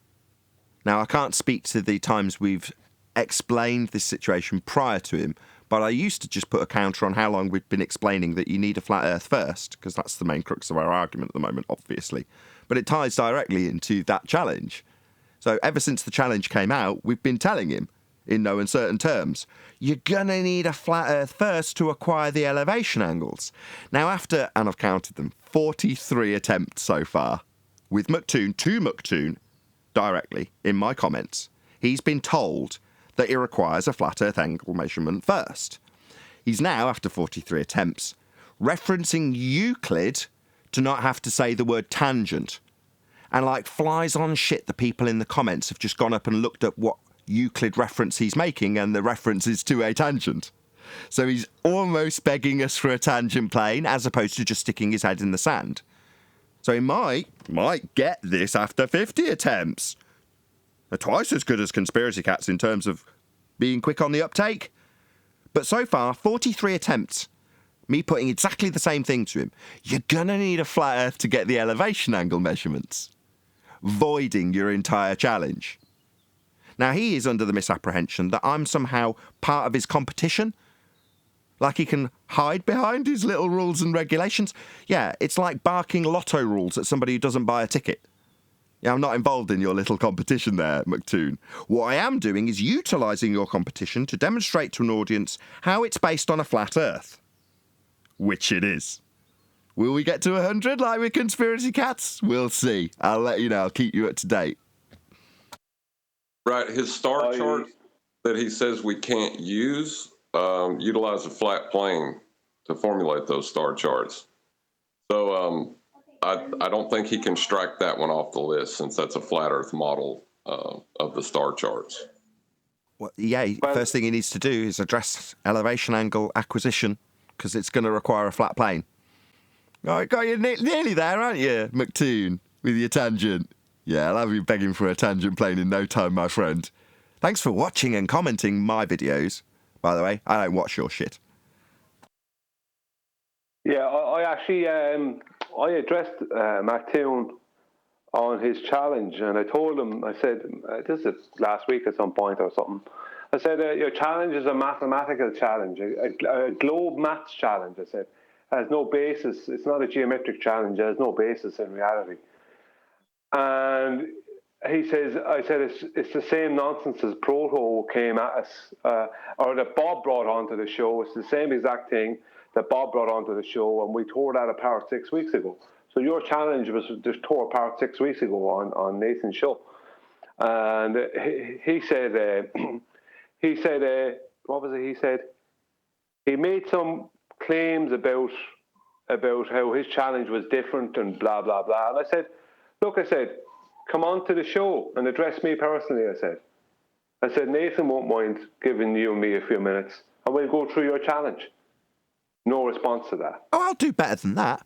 You can have 5 minutes uninterrupted. Nobody will interrupt you, McToon. Yeah, what more would you want? You know? I mean, I want the big prize. What I want, well, really, I don't. I see it as gambling. It's kind of the devil's work, really. But, I mean, I don't mind anybody else doing it, each to their own. And I want to encourage the globe believers out there to get that £150,000 or 3 Bitcoin out of Dave Weiss. Now, Toon is pretty convinced that this is an excellent proofsy. So I want this disseminating to people so they forget the 10k. They can go and get 150. 3 Bitcoin, that's a lot of money. So you can have 5 minutes uninterrupted, McToon, to disseminate that to the audience in such a manner that they can get the very simplistic challenge achieved from Dave Weiss. 1 globe proof, 3 Bitcoin. Real simple. 5 minutes uninterrupted, whenever you like. Open door. Like there is every single day, by the way. I mean, me saying this is kind of redundant. This is always the case. Yeah? I always give people their 5 minutes, don't I? You'll hear the guy who came in for Bitcoin last time disseminating his argument to us. But, McToon, yeah, you can have 5 minutes completely uninterrupted. Obviously, we'll hope you stick around after the fact to explain where you get an elevation angle measurement from a curved Earth. Given that I've pointed it out to you now 44 times, I'd hope you'd thought about it and have an answer rather than just throwing out baseless assertions like you do in the comments that, no, sextants require a globe. Do they now? Maybe you can back that up. Bearing in mind I sent him 6 citations immediately that showed how an elevation angle acquisition requires a flat plane. He had nothing. But yeah, 5 minutes uninterrupted, Toon. If you insist on debating Brian because you're scared of me, I'll give you that as well if you want that, if you need that. I don't mind. Open door's always an open door, though. Like I say, this is pretty redundant. He always has this. I say it in every intro now, don't I? Yeah, I mean, I offered him to come on the show. He definitely saw it because I said 2 things within the same comment, and he only replied to one of the things. And the thing he replied to had nothing to do with coming on the show. So I told him he can come on and lay his challenge down, and we'll go through it point by point. And there was no response to that. And I sent him a thing. I went to his challenge, and I copied word for word what he said about you can't use refraction, you can't use star charts, blah, blah, blah. And I said, okay, let's start with refraction. What refraction are you talking about? Which refraction are you claiming? Because he doesn't know what refraction he's claiming. Because if he did, he wouldn't be adding that in as a globe-based thing that we can't use. You know. No way! You're telling me he's saying refraction's a globe thing? Yeah, he said. Yeah, he doesn't. He thinks that the refraction they're talking about. You see, where this comes from is he thinks the refraction they're talking about in celestial navigation is 7/6 or globe refraction. But what he doesn't realise is the only part of what they do that involves 7/6 R is their dip correction to bring their the tangent to the geometric horizon, which is under the water, up, right? Their geometric horizon, their maths horizon, they bring that up to match the horizontal real horizon. Sorry, it's just a mild segue, Brian, I'm sorry. You say they take their what now? Their geometric horizon? Do they have that, Brian? No. That's the thing. It's a mathematical. I'm sorry. I'm really confused. Ruhif was sending Adam depictions. Oh, what do you know? Andrew Thomas Young's diagram on screen while we're talking about this. What a lovely coincidence. Adam, correct me if I'm wrong. Ruhif was doing this, was he not? He sent you a diagram and told you how he didn't understand the correction for dip from the geometric horizon. Am I wrong in that? No. They support and cite the geometric horizon. Sorry, what geometric horizon would that be? We don't have a geometric horizon. On screen, Andrew Thomas Young's explaining how you take the line of sight to the geometric horizon, something you haven't got, and then you take the maths for that line of sight to something you cannot see, contradictory though it is in Andrew Thomas Young's explanation, and then you take that and make it into a non-geometric position that's refracted. So what geometric horizon, Rufy? Black Swan. Did you forget? You haven't got a geometric horizon, my friends, to correct for dip on a globe. Au contraire. They also wouldn't be relating the surface that they're going to navigate to anything they're doing with regards to. This is their disconnect. To make something work within their paradigm, they have to isolate it, shower it in bullshit to make it almost palatable. But as soon as you put the parts of the meal together, you've got custard and gravy next to each other on the plane. It just doesn't work. I think you mean shower off the bullshit to make it almost palatable. Well, no. I mean, cover it in bullshit so that you can't tell what it is underneath. Add maths, add in refracted this, just try to sound intelligent, waffle around it. After you've had a good afternoon's training from an anti-flat earther, you should be able to spiel off enough bullshit after the initial statement of mistruth to add a bit of a bit like Baldwin, because that's what it is. You have to cover it in shit so you can't tell how bad the thing underneath is. In my opinion, that's what they do. Not clean it up and present it.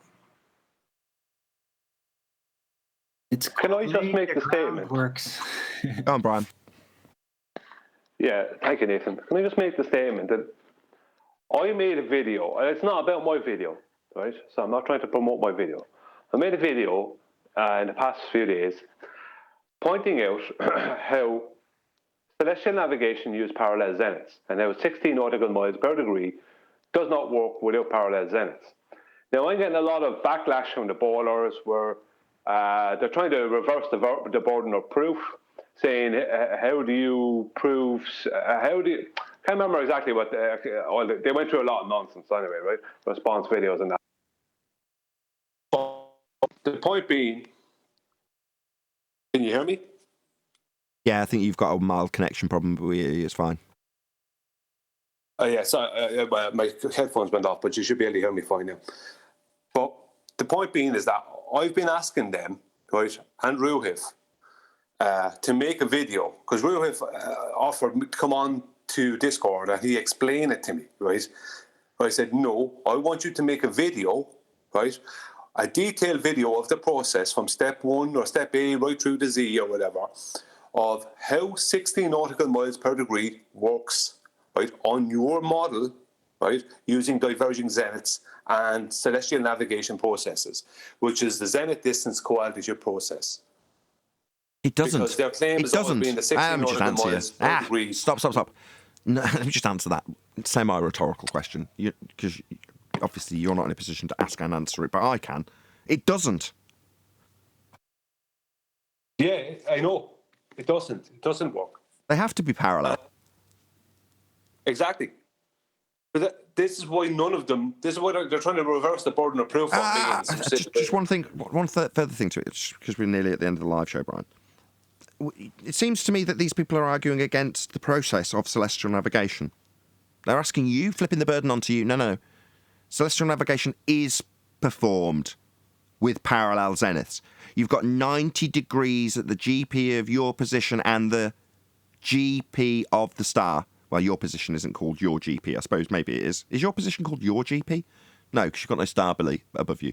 Just your position and the star's GP have both got 90 degrees with a line running between them. That is how it works. That is celestial navigation done with 3D Euclidean flat Earth trig. It's not like you have to do anything in this, Brian. You just need to recognise that as soon as they start saying this, they're actually taking up a beef with celestial navigation and how it is done. Yeah, I don't like doing response videos because they're normally a waste of time, especially with the people we deal with. But I did make a 57-minute long response video to this video that was made against what I showed. And this guy, the guy that we were all laughing about on QE Live, that guy Peter, or Petey, whatever his name is, he got a load of stuff wrong. I pointed out where he was getting a load of stuff wrong. I spent an hour long going through it. And I called the video, Globe Believer Attacks Celestial Navigation. Because I'm not making, this is the thing, all it is you're claiming this, you're claiming that. No, none of us are claiming any of this. We're just relaying the information. Right? It is our claim, but we're relaying the information via celestial navigation. We don't claim parallel zeniths, they do. In other words, demonstrated in real life. Sorry, I was just going to say, if you just take the observer out of it, like with the Eratosthenes observation, like there's no dip to pray to a geometric horizon. There's none of that. You're just using the Earth, a stick, and its shadow to acquire an elevation angle to the sun 500 miles away. So the Earth for 500 miles is measured flat. No getting around that. Yeah, that's definitely going to get more refinement in terms of the sticks and shadows, which is the first entrance into this discussion when you start debating with a globe believer or anti-flat earther. That's one of the first things that comes up. And it's a flat Earth elevation angle measurement that is taking off a flat plane. It's epic. But it doesn't change the fact that currently we are debating about the process that is used to this day. And it's got parallel zeniths. It doesn't have diverging zeniths. It wouldn't work. It doesn't work. That isn't how celestial navigation is done. But we're being challenged to prove how it could work like that. So what are we talking about? Or how they could take an angle measurement from a flat plane? No, they do that. That is what they do in celestial navigation. That's why I love it. Because as soon as they start challenging it, like, what, you don't believe that celestial navigation's done that way? Your beef isn't with me, my friend. It gets better than that. Are you a celestial navigator denier? Hey, 10. Yeah, exactly. Yeah, Are you a it celestial gets- navigation denier? Because that's not my claim. I'm not doing this. It's just how it's done. Here we go. There's before we say hello to 10th, and I ran out of the live show almost immediately afterwards. There's National Geographic really close to the ground. What do you know? Yeah, it gets better than that. A sextant cannot work on a globe surface because sextant is an angle measuring device, and you need a baseline to be flat to get an angle. So they can't use the sextant. That's why I said early on, you have to use something else because a sextant cannot work off of a curved baseline. And as much as these people want to swindle their minds, the geometric horizon is a thought experiment. It's not real. Wake up. Or, in the words of QE, you, the Globers, cannot even admit the existence of the sextant. And with that, I'll say, if you are watching this on either Nathan Oakley 1980 or Nathan Oakley premiering streams, then stay tuned, as there will be an after show to follow. Unfortunately, if you are watching this live, this is where we bid you farewell. So tune in at 8:45 today to get the snippet version of the full-length show that goes out at 9 p.m. on my second channel. That's Flat Earth Debate 1613 Uncut and After Show, and the Zanuck clip that goes before it on this channel. So be here or be sphere for both of those. Stay tuned if you're watching on an after show. I've been Nathan Oakley, and I will see you all in the next video.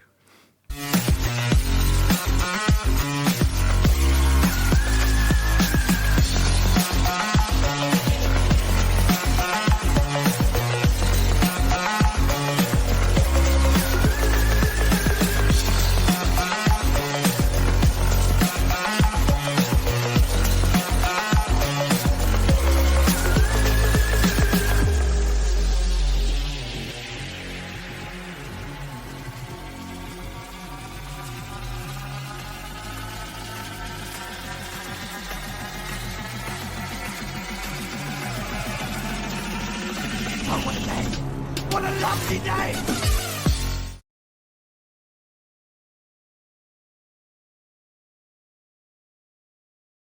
Responses to them, I don't even know if we should waste time if they're denying celestial navigation. And let's get this straight. They are morons, Sean.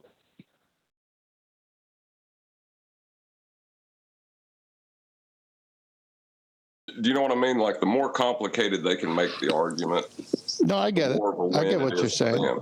Yeah. No, you're spot on there because they come on and they purposely put in false facts, if there's such a thing, but they falsify the facts, and then it puts the audience, well, who's right? Well, instead of just listening to that, why don't you go read? If you're an audience member, why don't you go watch a video of a navigator showing you how it works? Why don't you understand what an angle is? The minute you take time out of your day to investigate which side is lying about celestial navigation and which side is representing it truthfully, then you'll know. But that's all they're doing. They're trying to catch all those people who'll never do research and keep them confused. That's your point, right, John? Yeah, the lazy people. Yeah. Well, that's what I was saying is the arguments that we have with anti-flat earthers are beneficial to their position because it allows them to confuse the topic. If that makes sense to you. Like, the more information they can add in that's false or misleading, the more benefit it is to them. Like the one on screen. Hold on, perfect example. Go ahead, read this out, Brian. Yeah, okay, Nathan. Blue Marble Science on my video, my last video, at 4:47. There is no depression angle in celestial navigation. You're just making stuff up again. And I'll move on to his next one. 1 second. I don't necessarily. Okay. That's an interesting one. Because a depression angle, you would relate to, say, an aeroplane or an object, how it's viewing something. It's kind of co-related to the co-angle. I think that's a definite It's issue. Tim, help me. Am I right or wrong? Yeah, well, no, because when you take hang on. Let me just start from the beginning. When you take the elevation angle, it does not give you the zenith distance. It's just an elevation angle. When you subtract from 90, you get the zenith distance. So this depression angle that Brian's talking about, it's that upside down right angle. The zenith, the vertical of the observer, and then you have a reference line, which is the baseline to the sun, let's say. If the sun is the vertex, is the observer, there's your depression angle from the sun's viewpoint. Precisely, and that's what was being shown at that timestamp in that video. I watched it. Correct, that's Brian? my issue. Yeah, go ahead, Adam. But that is what was being... Genuinely, yeah. Just let me just get Brian to confirm before you do, though. That is what was being shown on screen at that timestamp. Am I correct, Brian? Yeah, I was showing the depression angle, also called the zenith angle. Same thing. Perfect. It's what they need to argue about and try to, but when you use it, they don't want you to have anything to do with it. That is what they try and claim when they try and drop a line from your zenith position and say that's the angle. But yet you're using it and suddenly it's you making stuff up. It's a bloody outrage. But this is a perfect example of what John was just talking about in terms of confusing and obfuscating. No, 10th was talking about in terms of confusing and obfuscating the audience to the point where they don't know what is the version of celestial navigation. Does it use your zenith position to get your angle? No, but you can use maths that minuses it off the established baseline to get the zenith angle, as Brian's now accurately labelled it. Well, is that a depression angle? Yeah, it is, from the sun. That would be a depression angle. It's your angle down from the horizontal. If you've got that as the, I think Brian calls it the roof. Again, he gets a load of shit for it. He's just describing the top of a box. Doesn't matter what he calls it. Roof, who cares? It's not relevant. He's just describing the relationships of the geometry. Really well, Brian, actually. I like that video. Good job.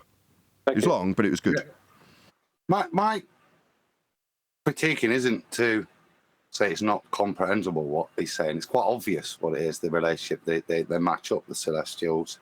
But I don't think, if I'm being honest, from my understanding, you would ever, in the literature, it would be described as a celestial depression angle. It becomes a co-angle because you never measure it from, because it's an apparent position. If you've got a plane up there, or if you're at the top of a lighthouse or something, and you were measuring down to a point on the surface, that's what you'd use the correct definition to me. It would be the depression angle, because that's the point where you're measuring it from. When we take it up to the sky and convert it, we use the phrase co-angle. Yeah. So, well, even though they're the same, my understanding, and I'm happy to be corrected, Brian, but as I read, no, you're right. That would be the distinction. I wanted to save Brian from that. Add some... Hold on, I just wanted to save Brian from that. Yes, you're absolutely correct. The terminology is slightly off in celestial navigation terms. But as was detailed about 3 minutes ago by 10th, if you're describing the angle that was drawn from the sun downwards, that is a depression angle. Are you measuring from the sun? No. Is that still the correct term from that position? Yes. Is that the term when you're using it in terms of celestial navigation? No. So technically, Brian's, in a very pedantic way, wrong.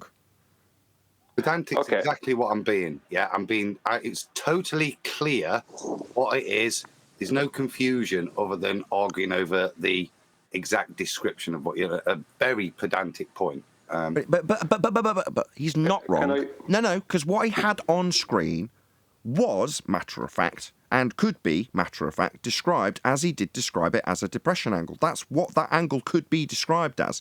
Now, he has to reposition where the angle's being described from, i.e. the vertex at the sun, as 10th just described. But we really are clutching at straws. Yeah. Well, before Brian goes, Nathan, I got an image to clear up something. Go on, Brian. I'm sorry, 10th. So, yeah. Yeah. I use the term depression angle as that is a geometric term. In basic geometry, that's a depression angle, and not an elevation angle.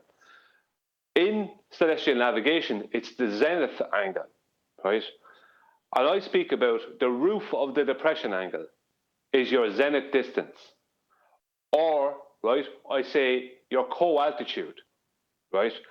Because your zenith distance is the same across the roof of the depression angle as it is along the baseline of the elevation angle. because you're using parallel zeniths. So I use the term depression angle not to confuse people.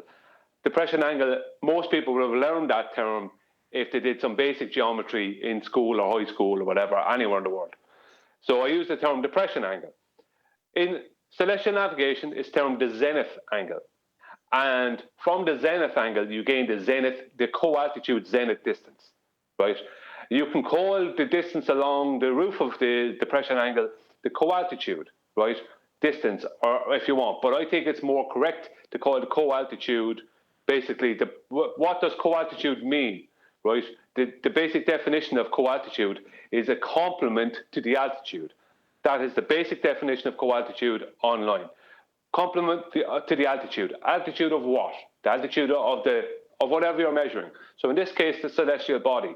So your observer zenith has to match the co-altitude to the altitude of the star, whatever it is, 1 mile, a million miles. Right, and that's the main. This is the thing I was getting to, and you've got there for me.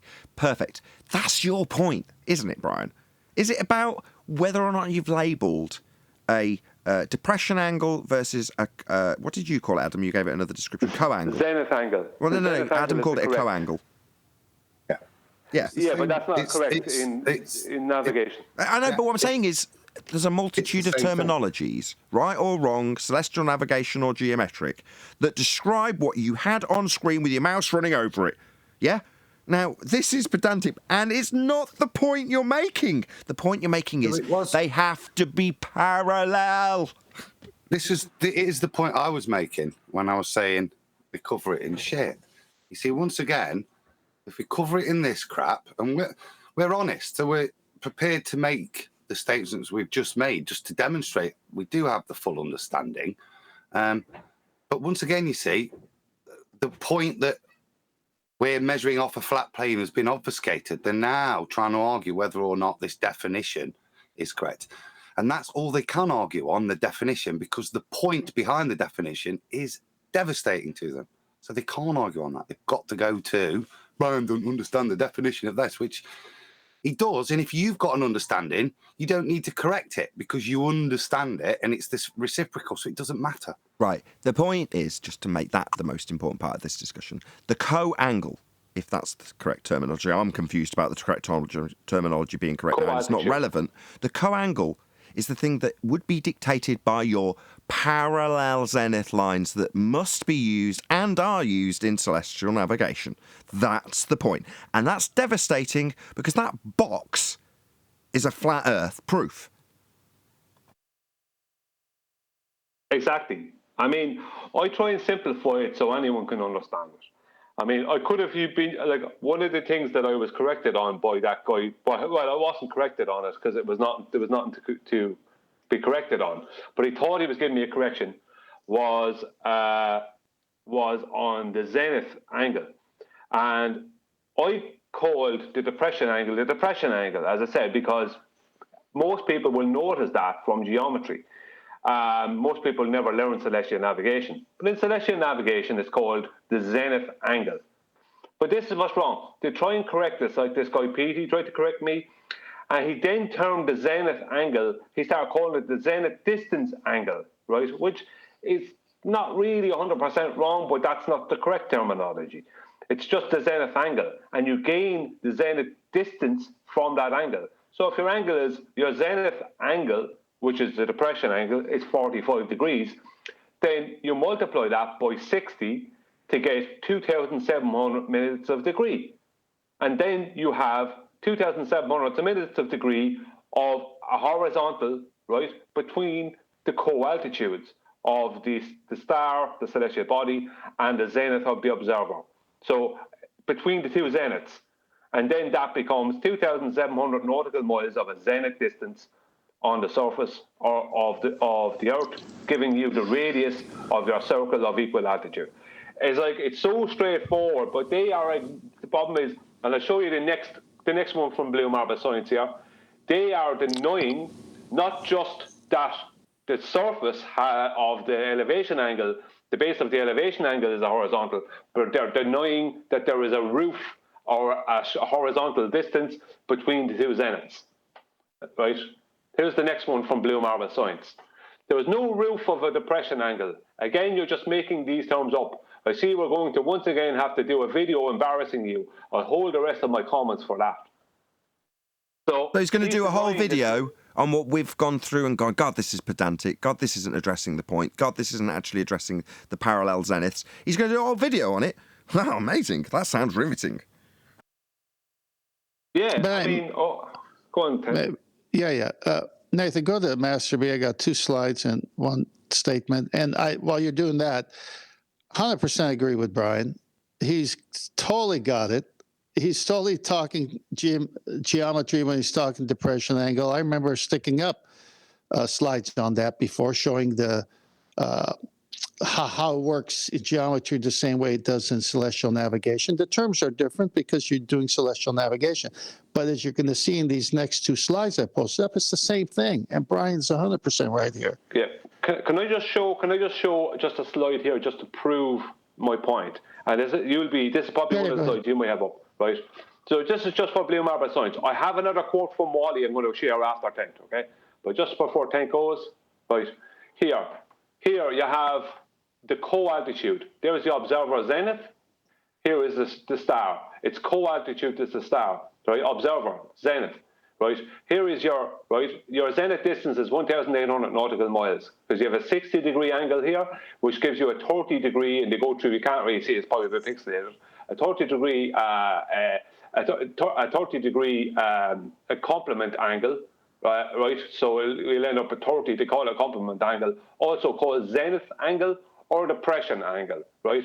So that gives you 30 degrees, gives you 30 by 60 is 1,800 nautical mile zenith distance. So they show it down here, zenith distance, 1,800 nautical mile radius. Celestial LOP is a circle of equal altitude, subpoint or GP. So there you go, it's a box. They're showing a box, they're showing the co-altitude distance, same thing as the zenith distance. They're showing that the observer zenith must be a co-altitude to the celestial body. There is the roof of the depression angle, because you can't have an angle without having a roof or a baseline.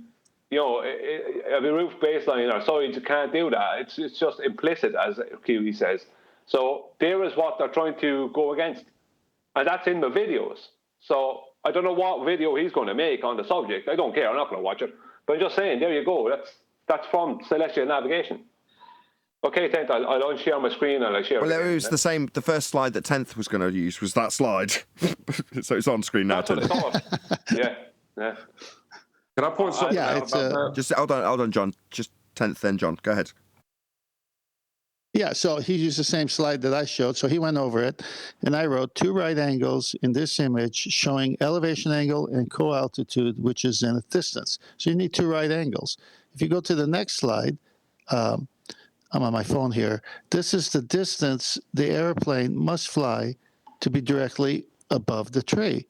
Notice that baseline in the sky, the roof. Notice the bottom one. This is the distance the airplane must fly to be directly above the tree. Does this look eerily similar to the previous slide? Yeah, and the box and the roof that Brian described as he described them in his video. You know, there's yes. Again, Blue Marble. 2 zeniths. If you want to beef 2 zeniths. If you want to beef with celestial navigation, you feel free, but don't address your video to Brian. Address it to celestial navigation as a process, because that's what your beef is with. As I said, they're reciprocal angles. So the observers, or whether the observer's in the sky or on the ground, the observing angle is the same, they're reciprocal. And the reason that works is fundamentals to Brian's point, that we have a box, we don't have diverging zeniths. That's why those 2 angles are reciprocal. They wouldn't be, would they, if we were dealing with trapezoids? But not. And that's why it's such a, to get this the right way around, mute point to raise these definitions. It is, even though I did jump in, just, you know, it is showing that you don't fully grasp it and you're trying to make out they're different when really it's the same way of describing the angle from a different position. So. Well, that's valid, and I ain't saying that none of these responses to what these people say aren't valid responses. But how far do you move away from the actual point when you address morons? How necessary is it, and how much is someone who's just trying to take the information in, how much are they getting confused by the terminologies? And I'll address that. I'll address that. I would say that's not how celestial navigation works. A sextant is an angle measuring device. It could only work with a flat baseline. All your arguments are invalidated just by you carrying on with nonsense. Go and study it. Come back when you're more ready to debate. It's over. I wouldn't even go any further. They're not talking the same thing. It's apples and oranges at this point. In my opinion, they don't have any point. Except when they're telling us that they need a flat plane to do this. Because after that, then we're all done. Whatever you do with your little theoretical math afterwards, that's nice. But what did you start with? A flat plane? Oh, okay. Thanks. Yeah, that's a good point, Chocolate, because then Zanuck comes on and says, well, I need a flat baseline to do everything first before I start imagining I'm on the globe. Yeah. Hold on, but why? Why can't they just use the sphere? That's my question. Why can't they just do it on a sphere? Because they can't. It's an angle measuring device. Because it's measuring an angle. Yeah, Angle. we all say it in unison. Because you can't get an angle from a curved baseline, Neil. They can't do it. That's why they're saying that myself. Thank you very much. That's why they're begging us for a plane. They say tangent, but we debunked that in 2020. Yeah, Where the Earth measurements at? Why does nobody measure the Earth directly? Hold on one second, guys. They want Hold on, flat guys. plane Guys, ball. 1 second. Who is that in Discord? Go ahead. Or was it John? I said nobody measures the Earth directly anymore. I thought flat earthers measured the Earth, but apparently not. Sorry, were you keeping up with the conversation? Elevation angle measurement proves Earth is flat. That's a measurement. Yeah, but what did they do? Where did they measure it at? On Earth, on the surface, to navigate with. Do you understand what navigation is? Yeah, but... So do you understand that that's done? Well, if you understand, sorry, my friend, going from one point to the next point, you would navigate from point A to point B, correct? Hello. When you get to an embarrassing part of your interjection, you don't just rumpus me when I point out how embarrassing it is to ask me. I was trying to if it's answer in. the question. Yeah, just I'm going to point out that embarrassing shit you just said again. Yeah, shut up. Yeah, you asked me if it was in relation to the ground. And when I point out its navigation, obviously it's in relation to the ground. I then ask, why would you ask such a silly question? If you know what celestial navigation's for, why would you infer that it's not in relation to the ground? That doesn't make any sense. What's celestial mean? Celestial means the arc of the heavens. What does navigation what does it have to mean? Do with the Earth? You're using the GP, ground position, or geographical position of the star, where you would be standing on the ground with that star above your head. Do you understand that? So you're looking at the sky to prove that the Earth is flat? We're looking at the sky relevant to the ground where you are standing to navigate. Not me doing it, navigators doing it. It's a well-documented, well-established process for moving around on the ground. Yes, you use the stars. You say this proves the Earth is flat? Yes, it does. You can only get an elevation angle measurement from a flat plane. That's correct. It proves Earth's flat. But yeah, you know the black swan, right? Why don't they do that over land? What's up with that? Did you want to change the subject? That's right. Did you have a response to the fact that Earth is proven flat with an elevation angle measurement? Did you want to address that rather than changing the subject? Well, I don't even know what that means. We could start. It means that when you measure an angle to do navigating along the ground, the one that you're a bit confused about, then that is done with a flat Earth. That's what it means. Do you understand that? Yeah, but who does that? Navigators. Yeah, but I don't navigate. You don't? Well, then you're just, what, surplus to this requirement because you can't read a book about doing it? Go and read a book about it then, clown. Do you think we give two fucks what you do? Why do you worry? Do you think we care what you do, clown show? Earth, flat Do you think we care what you do? Science versus My friend, pseudoscience. do you think we care what you, one little man, does? Meanwhile, celestial navigation does that. I answered your question. You told me you don't do it, like I care. So no one measures the Earth? Yeah, navigators! Are you dumb? What's the problem here? You've said nobody does it. I've said, yeah, they do. We do it when we measure an angle. It's called an elevation angle. It's a measurement to navigate the surface. It's done flat. And your response is nobody measures. Are you just dumbfounded by what I've told you? My flat earth proof too overwhelming for you?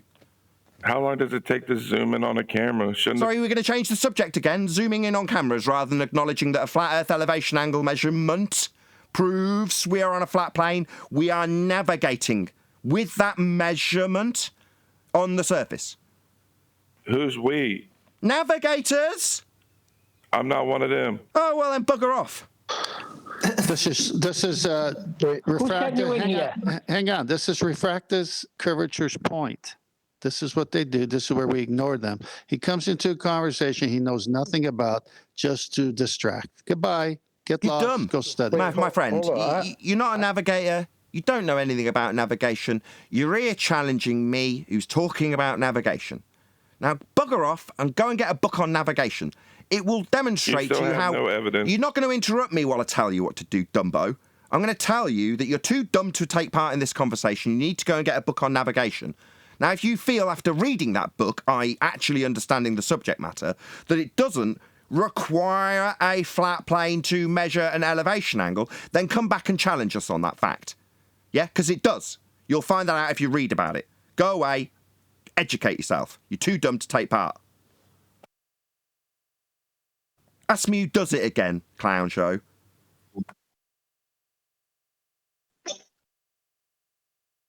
Can I ask him a question? That was the same Sai we made when he was balding earlier. Did you hear that, Sai? That's the same Sai we made. Yeah. When you are defeated, that's the sigh of defeat. Wait, so guy, whoever was speaking, I'm assuming by what you said, you're a glober? I don't know what that means. That means you think you live on a globe? I never said that. I'm asking. Yeah, Chocolate. He's been in 24/7. He's one of the passes. One of the I have no position. I don't even know what I am. Oh, that's all right. I can tell him. I can tell him what he is. You're a flat earther, because if you were to navigate the surface of Earth, you'd be doing it with measurements that prove and required Earth to be flat. If you don't know what you are, let me be the first to tell you. You are a flat earther. I absolutely assure you. I'm not a flat earther. You are. You're navigating and measuring a flat plane, as are navigators. You may not be one of them, but I assure you Earth is navigated flat. Welcome to the real world. Yep. Now you know what you are. Go and read a book on navigation. I mean, you were asking questions about measurements before and said flat earthers and measurements and stuff. Do you think the globe makes measurements? I know flat earthers don't take measurements. They take elevation angle measurements that prove the Earth is flat. People navigate with them. It's done on a flat plane. That would be the surface. The surface they are navigating. Those measurements, that would be elevation angle measurements, prove beyond certitude Earth is and can only be flat. Would you like to stick your head in the sand and ignore that statement or refute it? At what elevation? What do you mean, what elevation? Any elevation. Any, because of parallel zeniths, as described on the show you weren't listening to, clearly. All right, so if I'm 6'1", what's my elevation? He sounds a little rough on the edges. I think he requires some polishing, Nathan. All right, but my only question to you for that is, if you think you live on a globe, then you've got an R, right? Do you think that was measured by the globers? He didn't say that. Well, I already said I don't think. You don't think? Thanks for telling us. It's a waste of time. I wouldn't recommend it. Yeah. You don't think it's a waste of time? Okay. This guy came in, right, just when we were in the middle of doing something important. Well, something interesting, something more important. He just came in to waste our time. He doesn't know anything about celestial navigation, or he does. Either way, he's Blue Marble's friend, because we're talking about Blue Marble. He's just a time waster. Don't entertain him. Someone just mute him. Go away. Don't know what you're talking about. Yeah. No business being here. End of story. Don't entertain this guy. Just get rid of him. Hey, and by the way, Brian, I know who he is. Don't waste time. Really. Why you can't provide any measurements done over the Earth? Elevation angle measurements. Hold on. Everyone else, stop. Navigation. Everyone else, stop. Aerospace. Sorry. Yeah.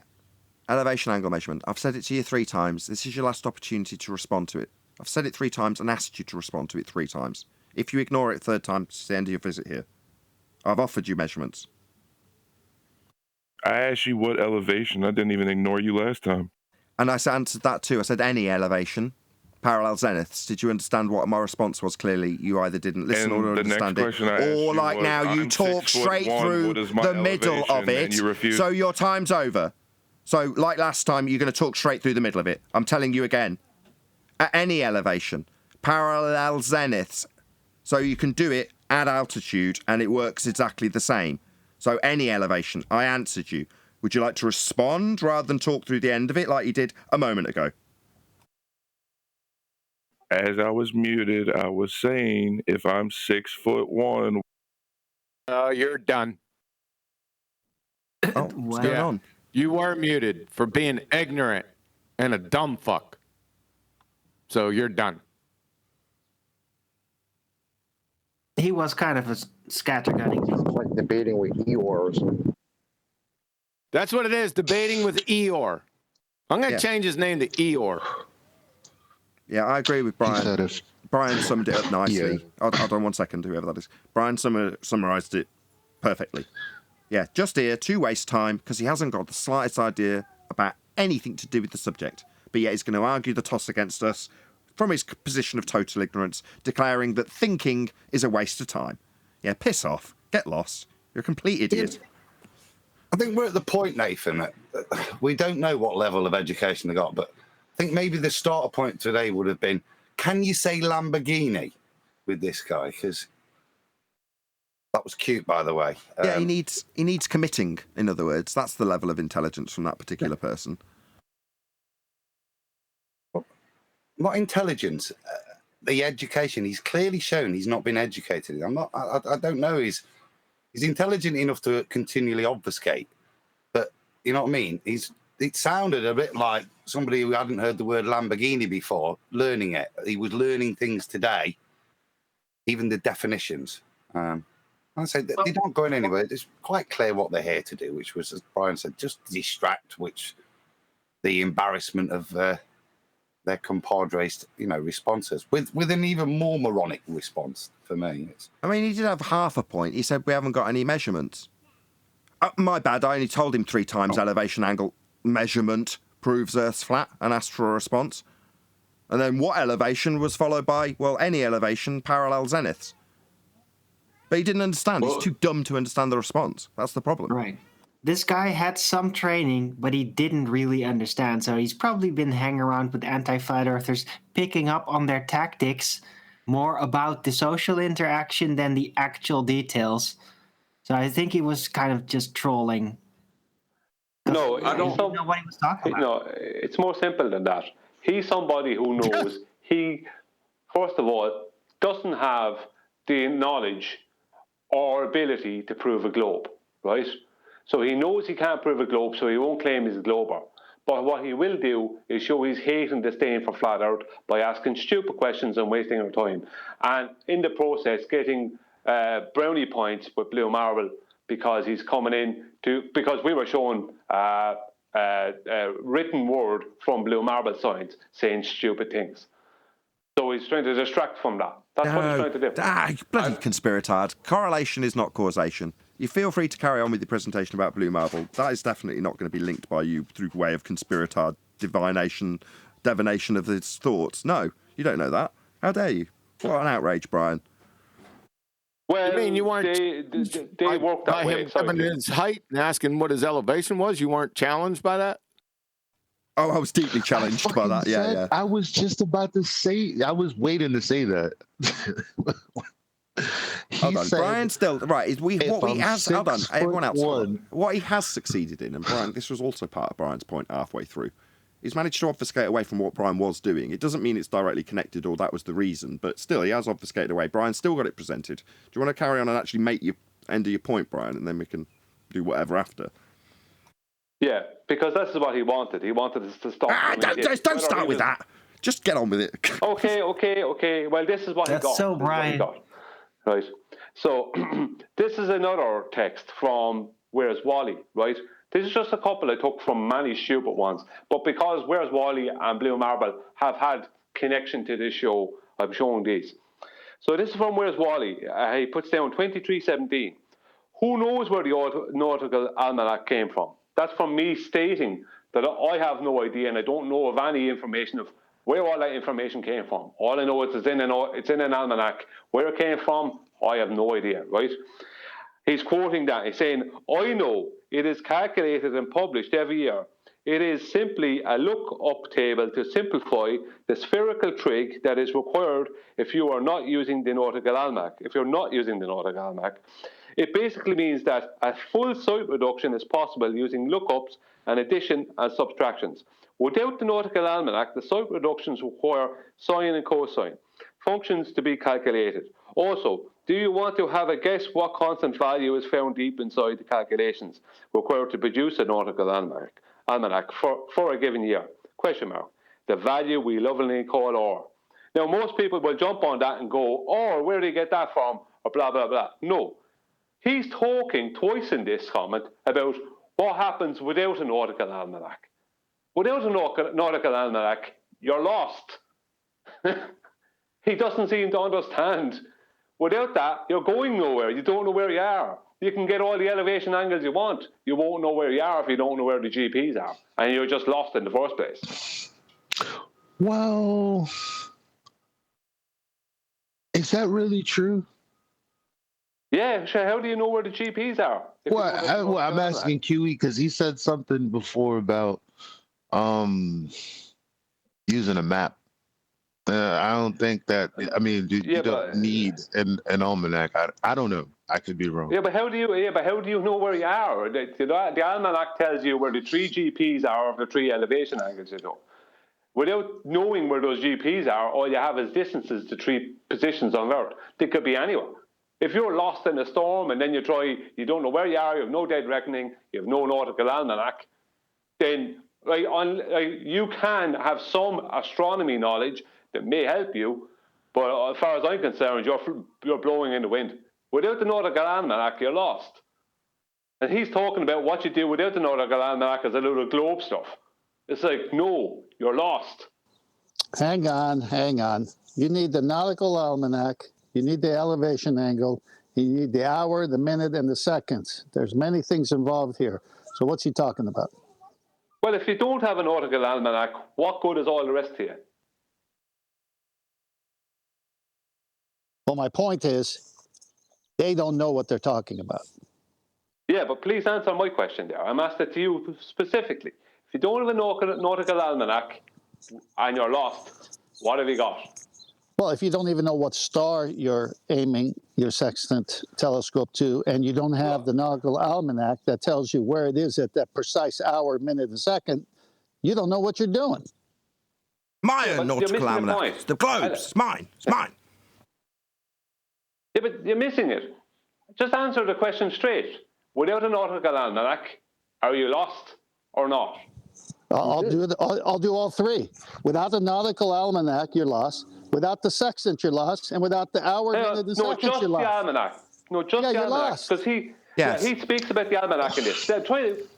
Yes, you are. Cooperation. Hold on. Brian, just calm down a sec. Tent was answering you. He did answer you. You just rumpused him on the chronometer. Yes, you need a very accurate timepiece. You need a map and a sextant and the almanac. Okay, let's say you have a timepiece, sextant, right? No almanac, and you're lost. Then you're fucked. Exactly. But that's not what he's saying. What he is saying in these comments, that when you don't have an almanac, you do this, that, and the other thing. No, you don't do anything. You're lost. The only way That's that the point. works is if you're doing shoreline stuff where you know you have a map and you have a height of a lighthouse. That's it. But you're at sea with nothing, forget it.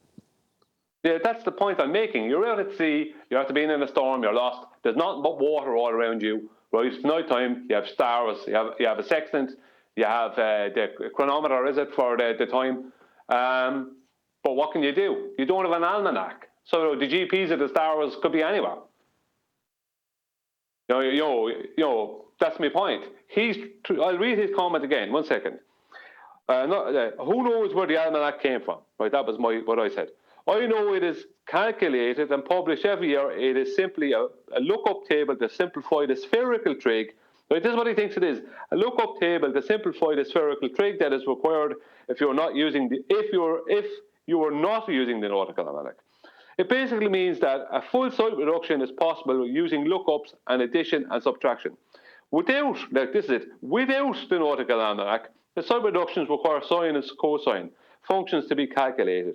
Also, do you want to have a guess what constant value is found deep inside the calculations required to produce a nautical almanac for a given year? Right, the value we lovingly call our R. Right, the almanac. He doesn't understand what he's talking about. He's an idiot. No. Can I interject, Brian?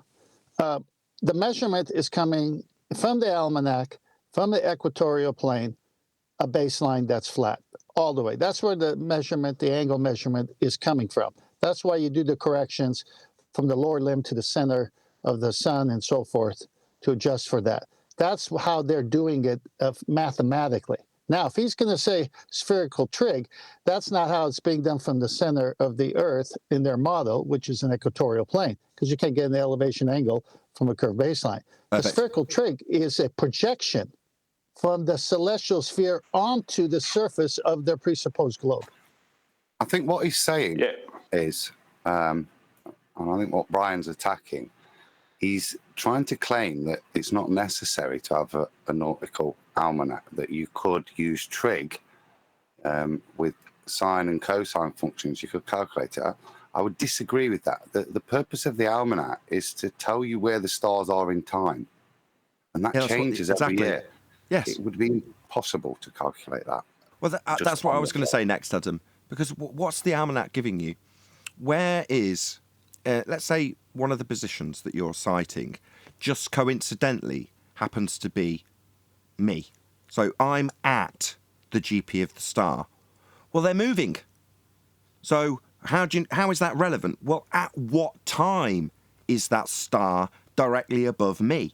If you're out at sea looking at that star, you need to know what time is it over that piece of land. Where'd you get that information from? Well, the almanac. That's why you take the time. You've got a very, the chronometer, aka a bloody watch, is what was the facilitator for this to actually make it possible. Because you need to have a really accurate timepiece at sea so that when you reference where the stars are above at a given time, you can match it on the map. That's what you require. It's not like, well, if I don't know where the star's above, I can still do it. Well, no, you need to know where it was above. It's to know where to put your compass in to draw the circle. That's what you're going to put. That's the centre of the bloody circle that you're using to try and find your bloody fix with. If you don't know where it is in time, you don't know where to stick your, am I using the right term? Compass. Compass in the map to then draw a circle with the distance that you've calculated. You absolutely require the almanac.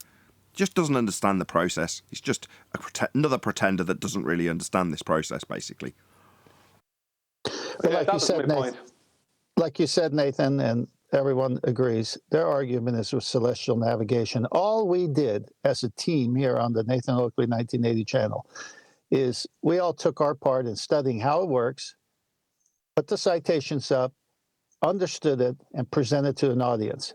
They can't have that. So they have to come in, like this guy who came in earlier, doesn't know what he's talking about, And with Wally and these other guys, they come in and they're a little bit more clever, and they'll start misusing terms. But anyone in this audience, all you got to do is what we did. Go watch some videos, buy a book or two, study up so no one can lie to you about what you've read and how it works. It's as simple as that. Well, with the other guy, I think he was a good demonstration of, like, when there's a positive claim and you try to ride the fence of a positive claim, how you can get cut in half real quick. Because he wouldn't address Nathan's positive claim about the Earth being flat to acquire the angles. Did you not all hear what Eli said? That he's a frequent visitor on 24/7 and he never takes a position. So why would we expect him to take one now? Well, that's what I'm saying. By riding the fence like that, you get cut in half real quick when it comes to a positive claim, because you can't deny it a positive claim with evidence. You just look like a fool, like he did. And that's really the only thing you can take away from that, is he's a fool.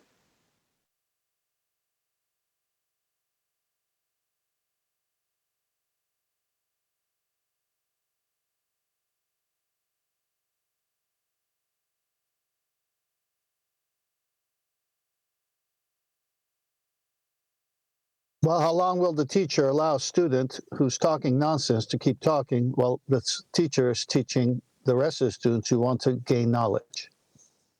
Until he could figure out how to give him a lesson, right? If not about the substance at hand, then about their behavior. And how often with the same student should the teacher do that with until the teacher assigns them to a different grade level?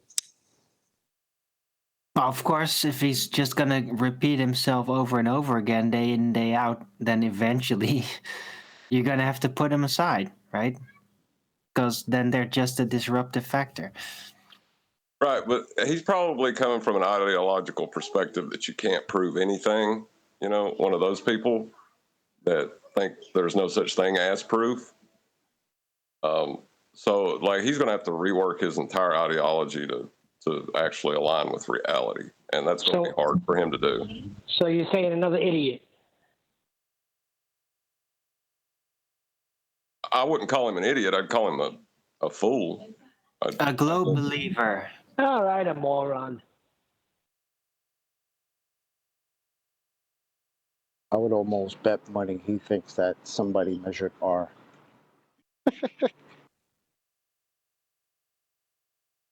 I bet if he is, he'll say, "How do you know I exist? How do I know I exist?" Yeah. Easy. You're wasting my time.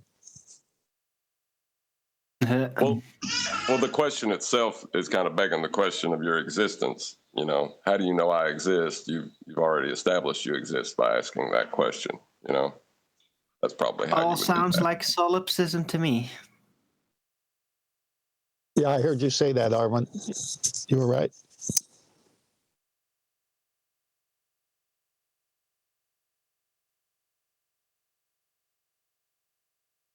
Meanwhile, a sextant could only measure an angle if it's working off of a baseline that's straight. Can't work off of a curved baseline. So it can't use the sextant for global navigation, but the sextant is used for celestial navigation. Yep. You can't use the sextant to navigate a globe, but you can use it to create a globe model, though. That's awesome. Well, they have that dingleberry, right? They got that dingleberry. They always use a flat plane. Yep. Well, no, there's no dingleberry in their model. That's just something they add in after we point out that there's a problem with their model. You know, they add that in to beg the question, but really it's just a plane that they assume isn't at the same angle as the rest of the plane. It's really hard to describe. Yes and no. You know, the dingleberry is effectively in their imagination when they check the real world. But they do kind of like try to worm it in to the mechanics somehow, you know. But they technically always have to start out with a flat plane, so... Well, you're both right. You're both right. Before you argue about it, you're both right. There is literally a dingleberry. That's why we're talking about it. But in reality, you're right, John. There is no dingleberry or necessity to have a dingleberry. It's not used in the process. It's just, maybe this is speaking more to Arwen's point, just a way of letting them believe that somehow a sphere's involved with the word tangent. Okay. It's time for 10th man to be a baller. Okay, then how come they got pictures of a sphere in the Sextant manual? Well, they don't work with the descriptions, though, do they? Well, so when they're describing the Euclidean process, any of the pictures that are of a sphere either will have a tangent plane to it, or it'll be representative of the equatorial plane in the middle of the sphere Earth rock, where you can't stand to make the angles actually work. In either event, they're still going to be describing, in the actual process itself, the process of acquisition of elevation angle measurement from a flat plane. Indeed. So that's why they... Can I address hang on. Well, let me finish real quick, and then you got it. Yeah, but that's why they put the picture of the dingleberry there. So it works like this on a globe, when it has nothing to do with a globe. Go on, Arwen. Right. So what that is they basically do look at the keys, right? And they dangle a ball right in front of it. Like, we're talking about Euclidean space. Yeah. Oh, look at the ball. Look at the ball. It's a ball. The purpose of the dingleberry is to reify the horizon into a geometric edge of a ball. And that's worked beautiful in people's minds until the black swan. Yeah, I remember the first time you pointed this out about 6 or 7 weeks ago, before we really started discussing it on the show, Adam. And that was the first thing that made me realise exactly how beautiful this was, because it was the first time you were detailing Rufy's contact with you, his first contact in this regard, in fact. And you went through it with me, and you were like, yeah, so here's his correction from the geometric horizon, but black swan, Rufy. Now, you were telling me, but that's how you sort of slowed down in the same way I do, and you've got to really stress the point that, what's that you're using? A geometric horizon tangent point? 2 years of telling us we haven't got that has been forgotten. What's going on? Well, before my point gets lost is when they actually try to model their illusion, they take a flat plane and alter the angle the zenith is coming in to the flat plane. So they have a bunch of different flat planes that they call tangent planes that are all the center of the celestial sphere pretty much. But instead of arcing the celestial sphere around the plane you're measuring, you're actually turning the plane to match the celestial sphere. But and they want you to look to the middle. Don't look around the eyes, just look into the eyes, yeah? But in all of that, what they're doing, where you go to the middle, the defining point of the orientation of these planes requires the reification of a horizon into the leading edge to give you orientation of your plane. Yes. Yeah, and that's why the horizon was so important to me when I was on the other side of the argument. And once it stopped being geometric, you have no basis for claiming a tangent plane. I mean, it's oxymoron to begin with, but it's completely destroyed. Right. So when we get to this part in the discussion, John, you go, well, you haven't got a geometric horizon. It's the point I relinquished the model. But what Rufy does is go, well, we'll use the geometric horizon. Right, Adam? Yeah. And that's simple. That's what you're doing, aren't you? Yeah, you're dead. That's why I use that phrase. Once they dip, they're dead, because for them to dip takes them to the black swan, and they've got nowhere to go. But it's so easy for them to forget. It's so smoothly how they forget it, right? And they just start over. It's a fresh new day. We can just do it again. Hey, Kent always said it was going to go right back to the black swan. It will. That's my last surprise. But didn't Zanuck say it was one island to another island? Yeah, it can only work from your position if you assume that you're measuring a zenith with a sextant, and you're not. They need it to be from a single position they assume as a tangent, but their tangent isn't their position, it's the geometric horizon. You know, on screen now, we've got Al Biruni going up a mountain, measuring to, I don't know why it's backwards, but C. That's the geometric horizon for him to do the trick. It's at a right angle to go to the radius to derive it, right? But then next to it, it's got Adam's interpretation of what he did in the first instance, which was measure a flat plane to get the height of the mountain. It doesn't alter the fact that they've got a geometric horizon in their maths. It's debunked with the black swan, and we're told how this line, Al Bruni used, is now bent to a position around here in the Andrew Thomas Young diagrams we highlighted in the live show at H. So where are they getting their geometry? It's the end of the argument. They haven't got any. What's that? They all chanted for 2 years? We don't see the geometric horizon. Yeah, you'll need to, in the same way you need to now appeal to it to do dip corrections from it. But you haven't got it. It was game over in 2020. They just didn't realise it. But now they need the geometric horizon. They're starting to. And we'll focus on you, Roofy, because you were the first to fall into that bear trap and start appealing to a geometric horizon you haven't got anymore. And, you know, further to that, though, that's when you're dealing with perspective, because, you know, with the sextant, you're dealing with your perspective to try to bring it to the geometry, right? Like Brian says, that's the height of I. You bring it down to get to the pure geometry. Well, you don't have to do that. They could take their old boy Eratosthenes and just use the flat plane to measure an angle if they really cared to know.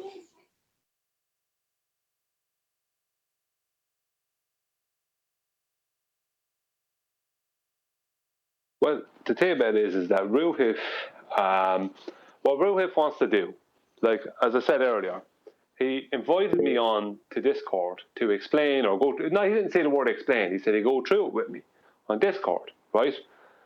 But what he wants me to do is go on to Discord and talk to him, me and him one-on-one, right? And him go through what he believes or is trying to get others to believe, namely me, right? And I asked him, I said, no, I want you to make a video and go through the steps and show how 60 nautical miles per degree works with diverging zeniths with the process of celestial navigation, using zenith distance, co-altitude, all these things. And that's what I want. Because what Riff wants is he wants people to come on and talk to him, and he's going to go through a load of mathematical stuff, which is just all globe maths. It's going to be all great circle root stuff, Haversine formula, it's going to be dip correction maths, it's going to be all this nonsense. And he doesn't want to deal with the process. The process is there is a claim from our side, we've heard it for 7 years, it's being claimed for God knows how long, that 60 nautical miles per degree works only on the surface of a globe. Now, they don't understand where the surface of their globe comes from flat Earth elevation angles to Polaris for their dual radii to be created. But they think it only works on their globe. So what they have to do now is show, using diverging zeniths and the processes of celestial navigation, right, how that works with diverging zeniths. Because in their model, right, the zenith to Polaris, right, stretches 434 light years away. And that means the observer zenith must be a co-altitude to that, which means that has to stretch 434 light years away. That means between the zenith distance, regardless of the minutes of degree, the zenith distance is going to be hundreds of light years, right? But the thing about that is, right, is that in that situation, minutes of degree do not match nautical miles, because they are then 1 minute of degree could be 10 light years. You understand what I mean? Could be 10 light years per 1 minute of degree. Because the whole point is that with parallel zeniths, that's the only way it works. Because 1 minute equals 1 nautical mile below it. 2 minutes, 2 nautical miles below it. Can't do that with diverging zeniths. But he wants to bring people on and have conversations and explain all the maths and get his belief to be their belief, which has nothing to do with proof. Brian, did he want to have a conversation with you using words? Because that might be a problem. I'm going to, just to lead chocolate, yes, I'm going to assume he's going to want to use words, and obviously words with their meanings and stuff, right? Yeah. Words are meaningless to Rufy, though, isn't it? The definitions of words are meaningless according to Roofy. Yeah, so how does he want to have a conversation again? What the hell? This is going to end badly for them. They're going to have to go back to two-dimensional circle, 360 degrees, Babylonian sexagesimal system. Each degree, total would be 360. They don't really want to go there, but go on. Well, the thing is that they're almost right about the sphere thing. The 1 degree per 69 miles would only work at the center of a sphere, right? But like we're not on the center of a sphere. Well, yeah, but that's also described as being on the equatorial plane and looking at the celestial sphere above. Keep your mind right there. Keep your finger right there on that last statement. Equatorial plane, two-dimensional circle, Babylonians, 360-day-a-year calendar, full circuit of the sun. The clues are there.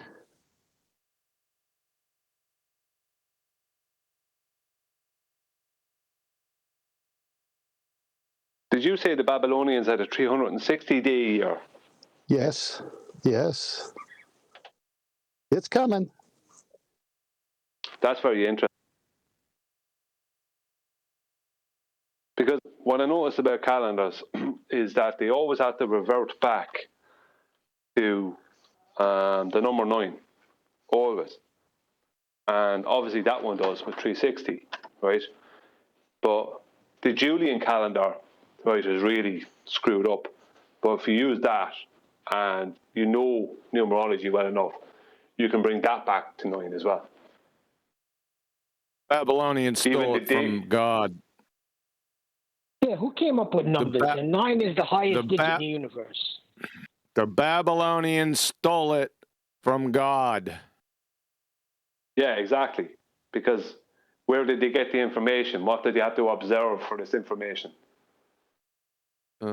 Well, from Genesis to Revelation, years are defined as 360 days. Just so you know. Yeah, because when I speak about the number 9, 9 is an intrinsic part of eclipses and loads of other real things.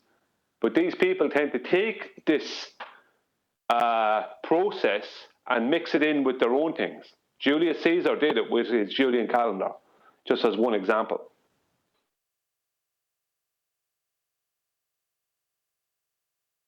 So God first. Yeah, absolutely. Yeah, what did he? Yeah, and what did he say that the knucklehead would do? Right? He'd look. First of all, he's a liar, and he was a liar from the beginning. The next thing he's going to do is what? Look to change times, right? Yep. Yeah. Yes.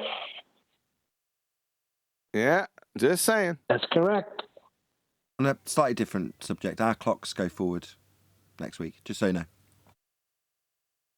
You're gonna lose that's going to put a hurt on me.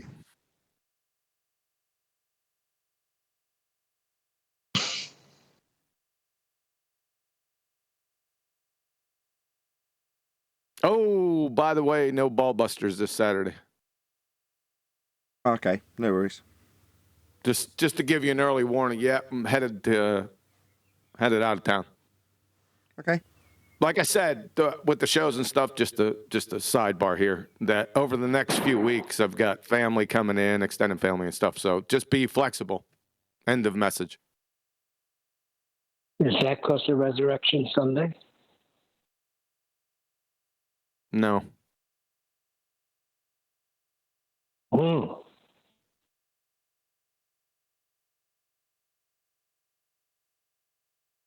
Someone getting married? Or they're just coming for a visit? Oh, brother. What's your brother's name? Steve and Frank.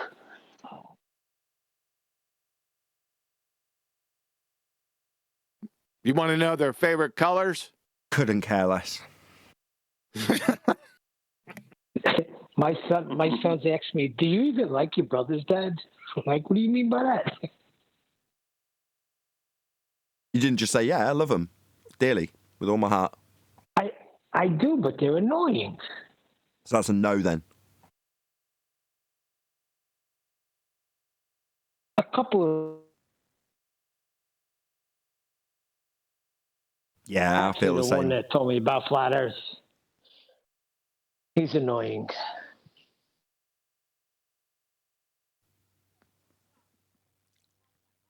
I kept the. So what's up? Did we ask any ballers to define a triangle today? No, feel free. No, we should. You had one that tried to deny elevation angles. I think he claimed he wasn't a baller, but I was here for Mr. I'm this tall and what's my elevation. I was here for that. Is extremist there, Kiwi?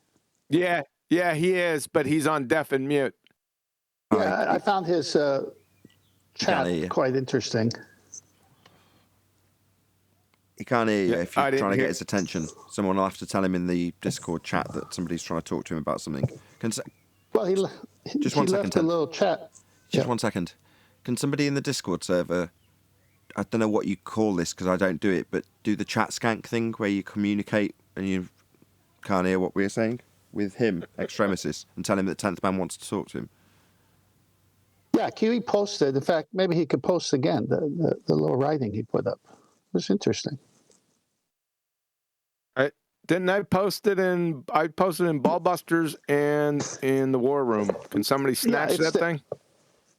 Yeah, it's there. I'll put it up on screen if you want me to bring it up. I'll go and get it.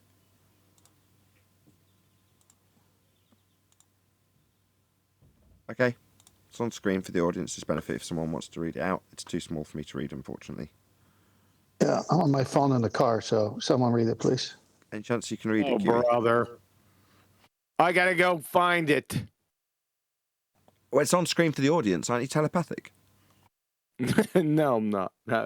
I know my limitations. Well, One second. You know, Kiwi, there's a lot of complaining going on. Just get on it. Yeah, what's the hold-up? I'll read it out. Perfect. Dulcet tones of Brian. Go ahead. Yes. Extremists. This is from him. How about a different tactic? God is allowed to go against the laws of nature. Therefore, God can go against the second law of thermodynamics. I therefore assert that instead of a dome containing the air, the reason we have an atmosphere is simply the will of God. But the beauty of this argument is that it does not rely on scientific proof or reasoning. It simply relies on faith in God. The only way to prove it is not God, is to find evidence of the dome/container. Until such evidence is found, then the evidence for it being a dome and the evidence it being the will of God is exactly the same, i.e. no evidence for either. I knew they were going with that. I knew it. Well, there's many flaws here. Number one, God, who is a perfect being, cannot contradict himself. So, has he stated what it is? Oh, never mind Genesis. Let's go to Genesis. Second day makes a firmament, a barrier, a container of some kind. We know it's a container of some kind because there's waters below and waters above. So it's separating those two things or items called water.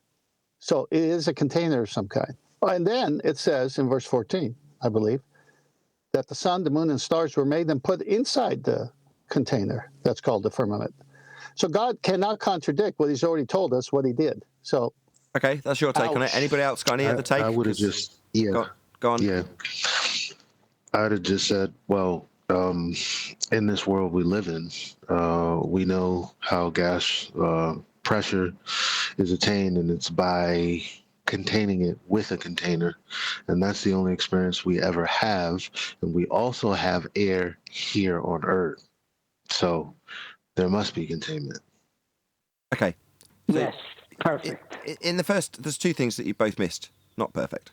You're whistling past the concession that he's making, because he's having to explain away how containment is acquired. Now, we know he's talking about his fundamentalist religious sphere belief because he's talking about atmosphere. So he's justifying his atmosphere with God as the justification, which stands in violation of the heliocentric model in the first instance, because that model's derived from a Big Bang and not from a God to give them a container where there is not one to contain the gas.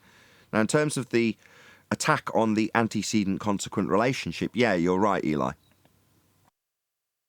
Okay, let me say this. I didn't miss it because a miracle, which is what he said, a miracle is a violation of natural law, and God can do that. Jesus walked on water, he raised the dead, etc. So, yeah, God can do it, but he's not doing it because it's not a miracle. He already stated what it was. No. You're talking at cross purposes to his comment. A miracle for him in his sphere world, not required on a flat plane. It's just an antecedent-consequent relationship for gas pressure. We know there must be containment because we have gas pressure. You can't achieve gas pressure without containment. That's not an assertion of what the container is. He's trying to say, God has given my sphere-Earth atmospheric pressure containment because he's God. Oh, right, but you don't have a God in your heliocentric world. You have a Big Bang, and natural law works the same in any of those systems, whether or not you ascribe some appeal to lunacy with God in your model suddenly giving you containment where you don't have any.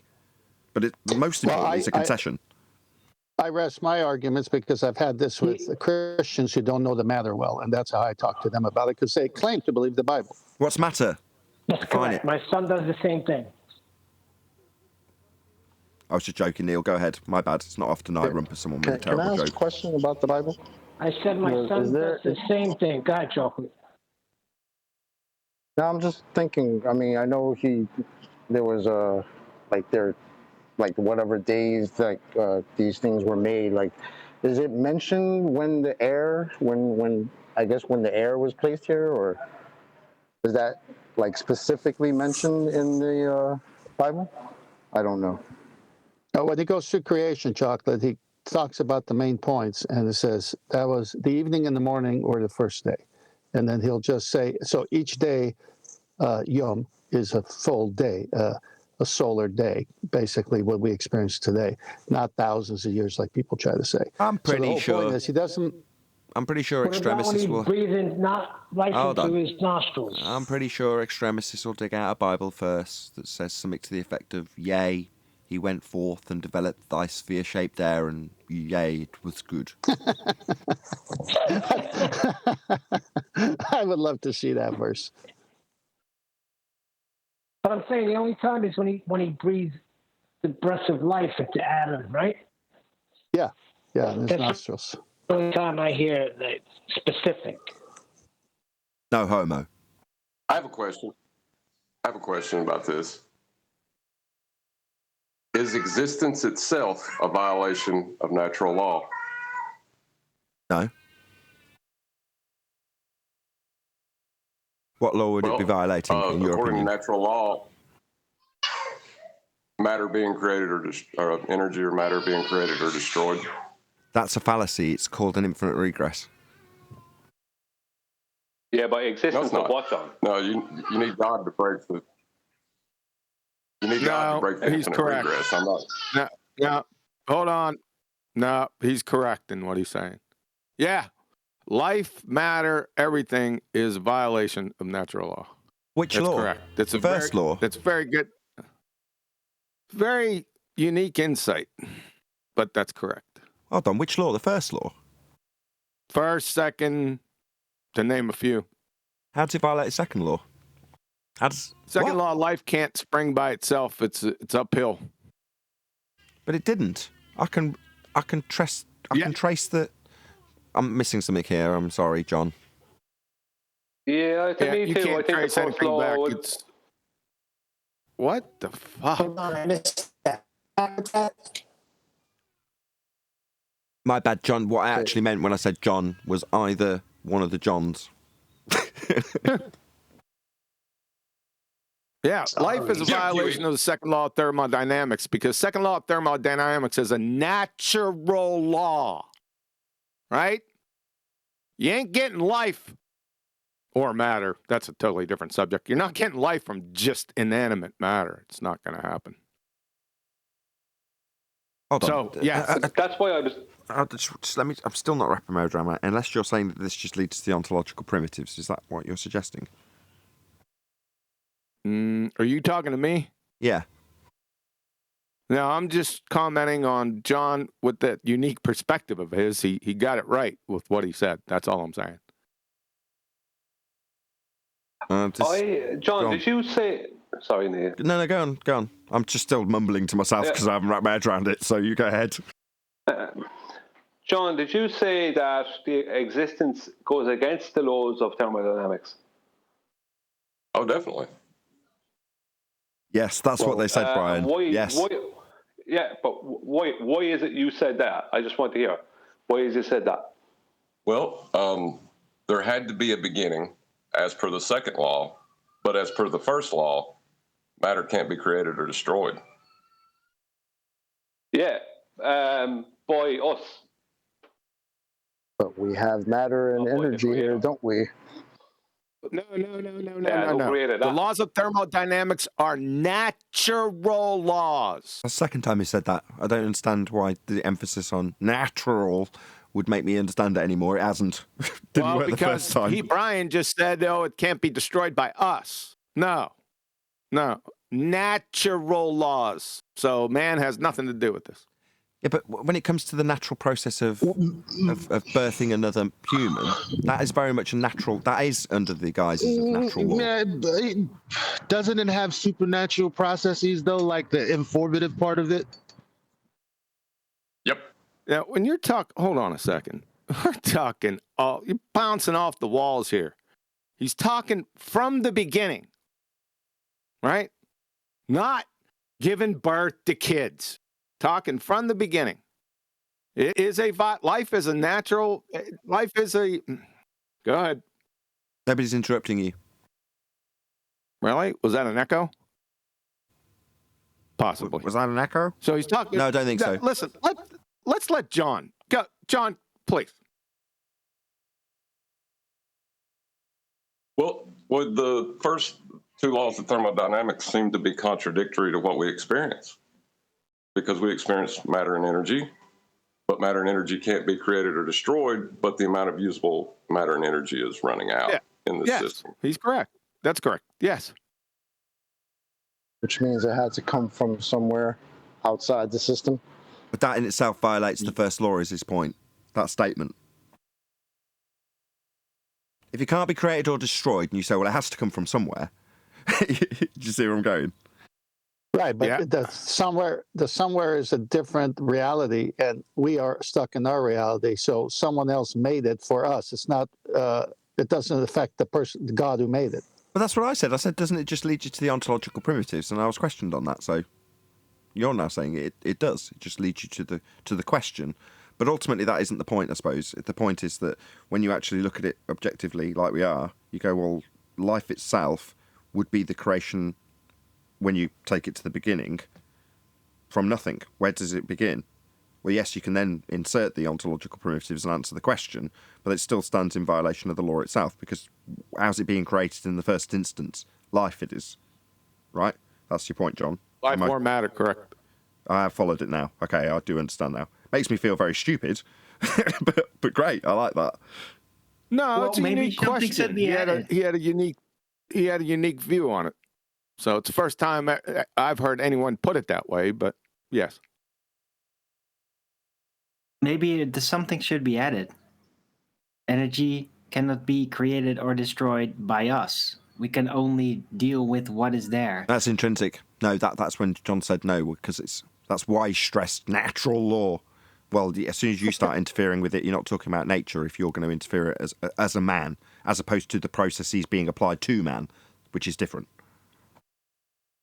So that's why I said when we have matter and energy here, it had to come from outside of the system that we're in. Again, that statement Yeah, is John, because he said it twice, Arwin. Yeah, that quantifies John's point when you make that statement, Chocolate. Do you follow?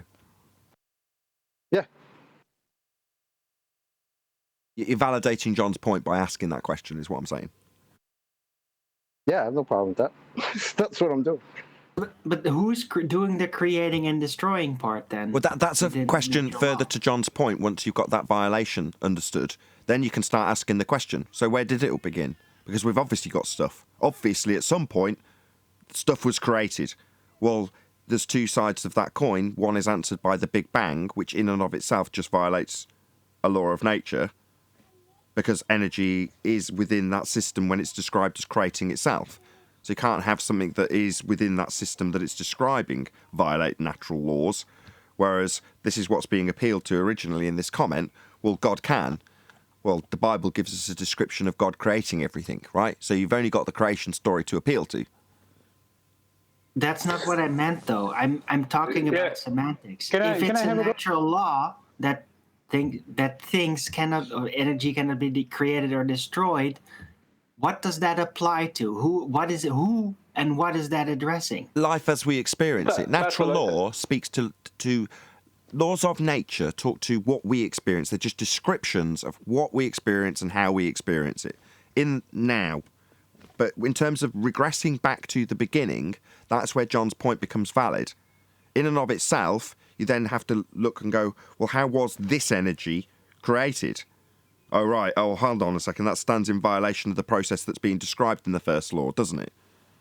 When you regress. Yeah, but hold on. Does that then imply that nature cannot create or destroy energy? Yes. That answers all right. Now we got some clarity. Yeah. Hold on. We got some clarity, but there's two sides to that coin. Natural laws. Oh my God. There's two sides to that coin, though, Arwin. The other side to stating that, well, nature can't create itself. Well, that's my only claim to understanding that there was a creator, because what's your other alternative if nature can't do it? Well, correct. It's not really. That's almost like a straw man, because it's not about who created it. It's about what is there, what can and cannot be done with it. That's really what it applies to, right? And then you could ask, of course, naturally inquire, where did that energy come from then? That is there, that cannot be created or destroyed by nature, right? But it's separate. It's more about what is the situation, what does it really point at? But thanks for clearing stuff up. Well, I cleared it up earlier when I said, yeah, neither matter nor energy can be created or destroyed by us. Because we created that law. It's a natural by nature. No. We're part of nature. It doesn't say matter, it says energy. Let me just explain it to Brian. We're part of nature. Twice. It sounds like a baller. Just let me try with Brian. Hold on. Don't be derogatory. That's very unfair. He took it well. He did. Right, Brian. When you're talking about something that a man is actually getting involved with, a man is altering it, then natural law doesn't apply, because anything that's being done in that regard is synthetic. The thing that's being done is, by definition, synthetic, therefore natural law doesn't apply. However, when you're describing a process like in medicine, like liver failure for whatever reason, that you can apply because that's a naturally occurring process. It's not a guy interfering with someone's liver, unless someone's being poisoned or poisoning themselves. Do you see what I mean? There are certain exclusions when it comes to man based on his level of involvement versus just the natural processes that occur to a man, like it was occurring to a beaver or a dolphin or anything else in nature. Yeah? Well, my point was that we created the law. When we say we didn't create it, we observe effects, and we created a description for those effects. And within our description is, in the first part of the thermodynamics description, is neither matter nor energy can be created or destroyed. And we're coming at that from our observation. So that involves us too. We can also not create or destroy it. Yeah, but it doesn't have anything to do with it. Always remember, it's taken that when you cite a natural law, like matter or energy can either be created or destroyed by nature. Why? Because it's a natural law. It's not, it's unsaid, it's implicit because it's a natural law. Be very careful. It's a very subtle point, but very important. But does that imply that man could potentially create or destroy energy then? No. No, but it doesn't necessarily exclude it either. You're sidestepping the point. So let's take it away from man and I use beavers, and that's quite useful because they make stuff. Right, so I can translate it across without it being, well, is it possible that man can create his own energy? No, that's not the point. The point is maybe through God. If you're going to study a natural phenomena, something that has occurred naturally within nature, a dam that a beaver builds wouldn't apply in the same way that you could describe stuff that men do as being something synthetic they have created. The dam that the beaver creates isn't a naturally occurring phenomena. It's something that the beaver's gone out and physically done with its hands. So therefore, in the same way, you're not going to look at a beaver dam and go, let's apply the laws of nature to it. It doesn't work that way. It's beaver made. It's beaver made.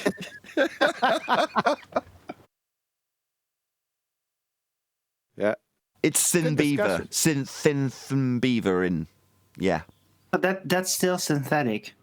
Exactly. Synthetic doesn't necessarily imply man. It just means something constructed it with its intelligence. No, it does. No, it does. But yeah. It does. It does? Synthetic means man-made. Yes. That's what it means. That's the actual meaning of that word. But yeah. But applied across so we don't have to argue about whether or not it's possible for man to create energy as a side segue to the actual point when we're talking about applying natural laws to things that happen in nature. Now, do the natural laws apply to the processes that naturally occur to men? Yes, they do. Does it apply to the processes that men induce? No, it doesn't. Good. Yeah, but very well articulated. No, it's very well articulated. That's it. I thank you. Nathan Oakley, 99. Subscribe to I just Googled synthetic. It doesn't necessarily say men. Yeah, I'm presenting it right now. My understanding of the word synthetic is made or created by man. That's the definition of it. I haven't got it in front of me to make sure. But that's what I understand the definition to be. It is. I'm presenting it. Oh, okay, here we go. From who? From Google. Doesn't even give a reference. Well, read it out then. Google's not a source. Read it out anyway, Arwin. Of a substance, between brackets, made by chemical synthesis, especially to imitate a natural product. Now look up synthesis. Yeah. Now look up synthesis, correct.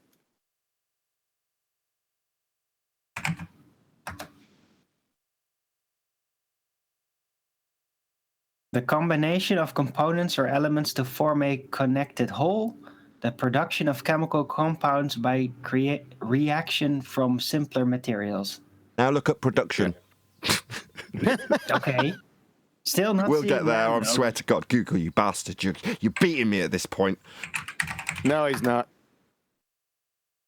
Production. The action of making, manufacturing from components or raw materials, the process of... They took man out. Yeah, I know. What's going on? If it was ever there. Can't believe we're 5 steps down and we haven't actually made it to the word man yet. Yeah. I wasn't expecting this either. I thought it was going to pop up at some point. I thought it'd be there 2 steps earlier. We still haven't got there yet. It is. It's in the first definition. Read out the first definition again. Okay. The action of making or manufacturing from components or raw material, or the process of being so manufactured. Who makes or manufactures? Yeah, but I did that. It didn't say man in the next one. You're just going to do what I just did. It said being. That doesn't have to say man.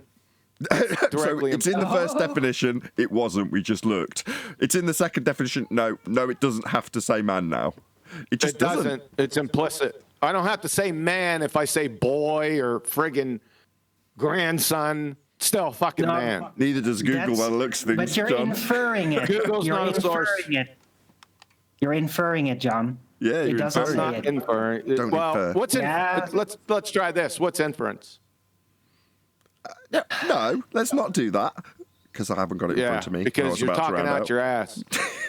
Go on, what's inference then? I was just about to round out. What's inference then? You used the word. What does inference mean? I don't have the definition in front of me. Not you, Arwen. Hold on, I'll look at Google. A conclusion reached on the basis of evidence or reasoning, the process of inferring something. Okay, that didn't really help. Yeah. Well, what's the problem with that? Well, Man it's is basically inferred. well, what it basically is drawing a conclusion based on surface evidence. Hold on, it is in there. No. It is. Manufacturing. Man. There it is. That's There it is. cheating. Ching. I knew I'd beat Google, you bastard. I was waiting for y'all to pick that up. Manufacturing. I already said it, didn't I? It's not beaver-facturing now, is it? With that, I'm going to say a huge, massive, enormous thank you to both Discord and G Plus panels for making today's after show possible. And, of course, a massive thank you to all of you in either Nathan Oakley 1980 or Nathan Oakley premiering streams for hopefully smashing the super chat, liking, commenting, sharing, subscribing, hitting the PayPal link, joining as a member, and all that good stuff. I've been Nathan Oakley, and I will see you all in the next video.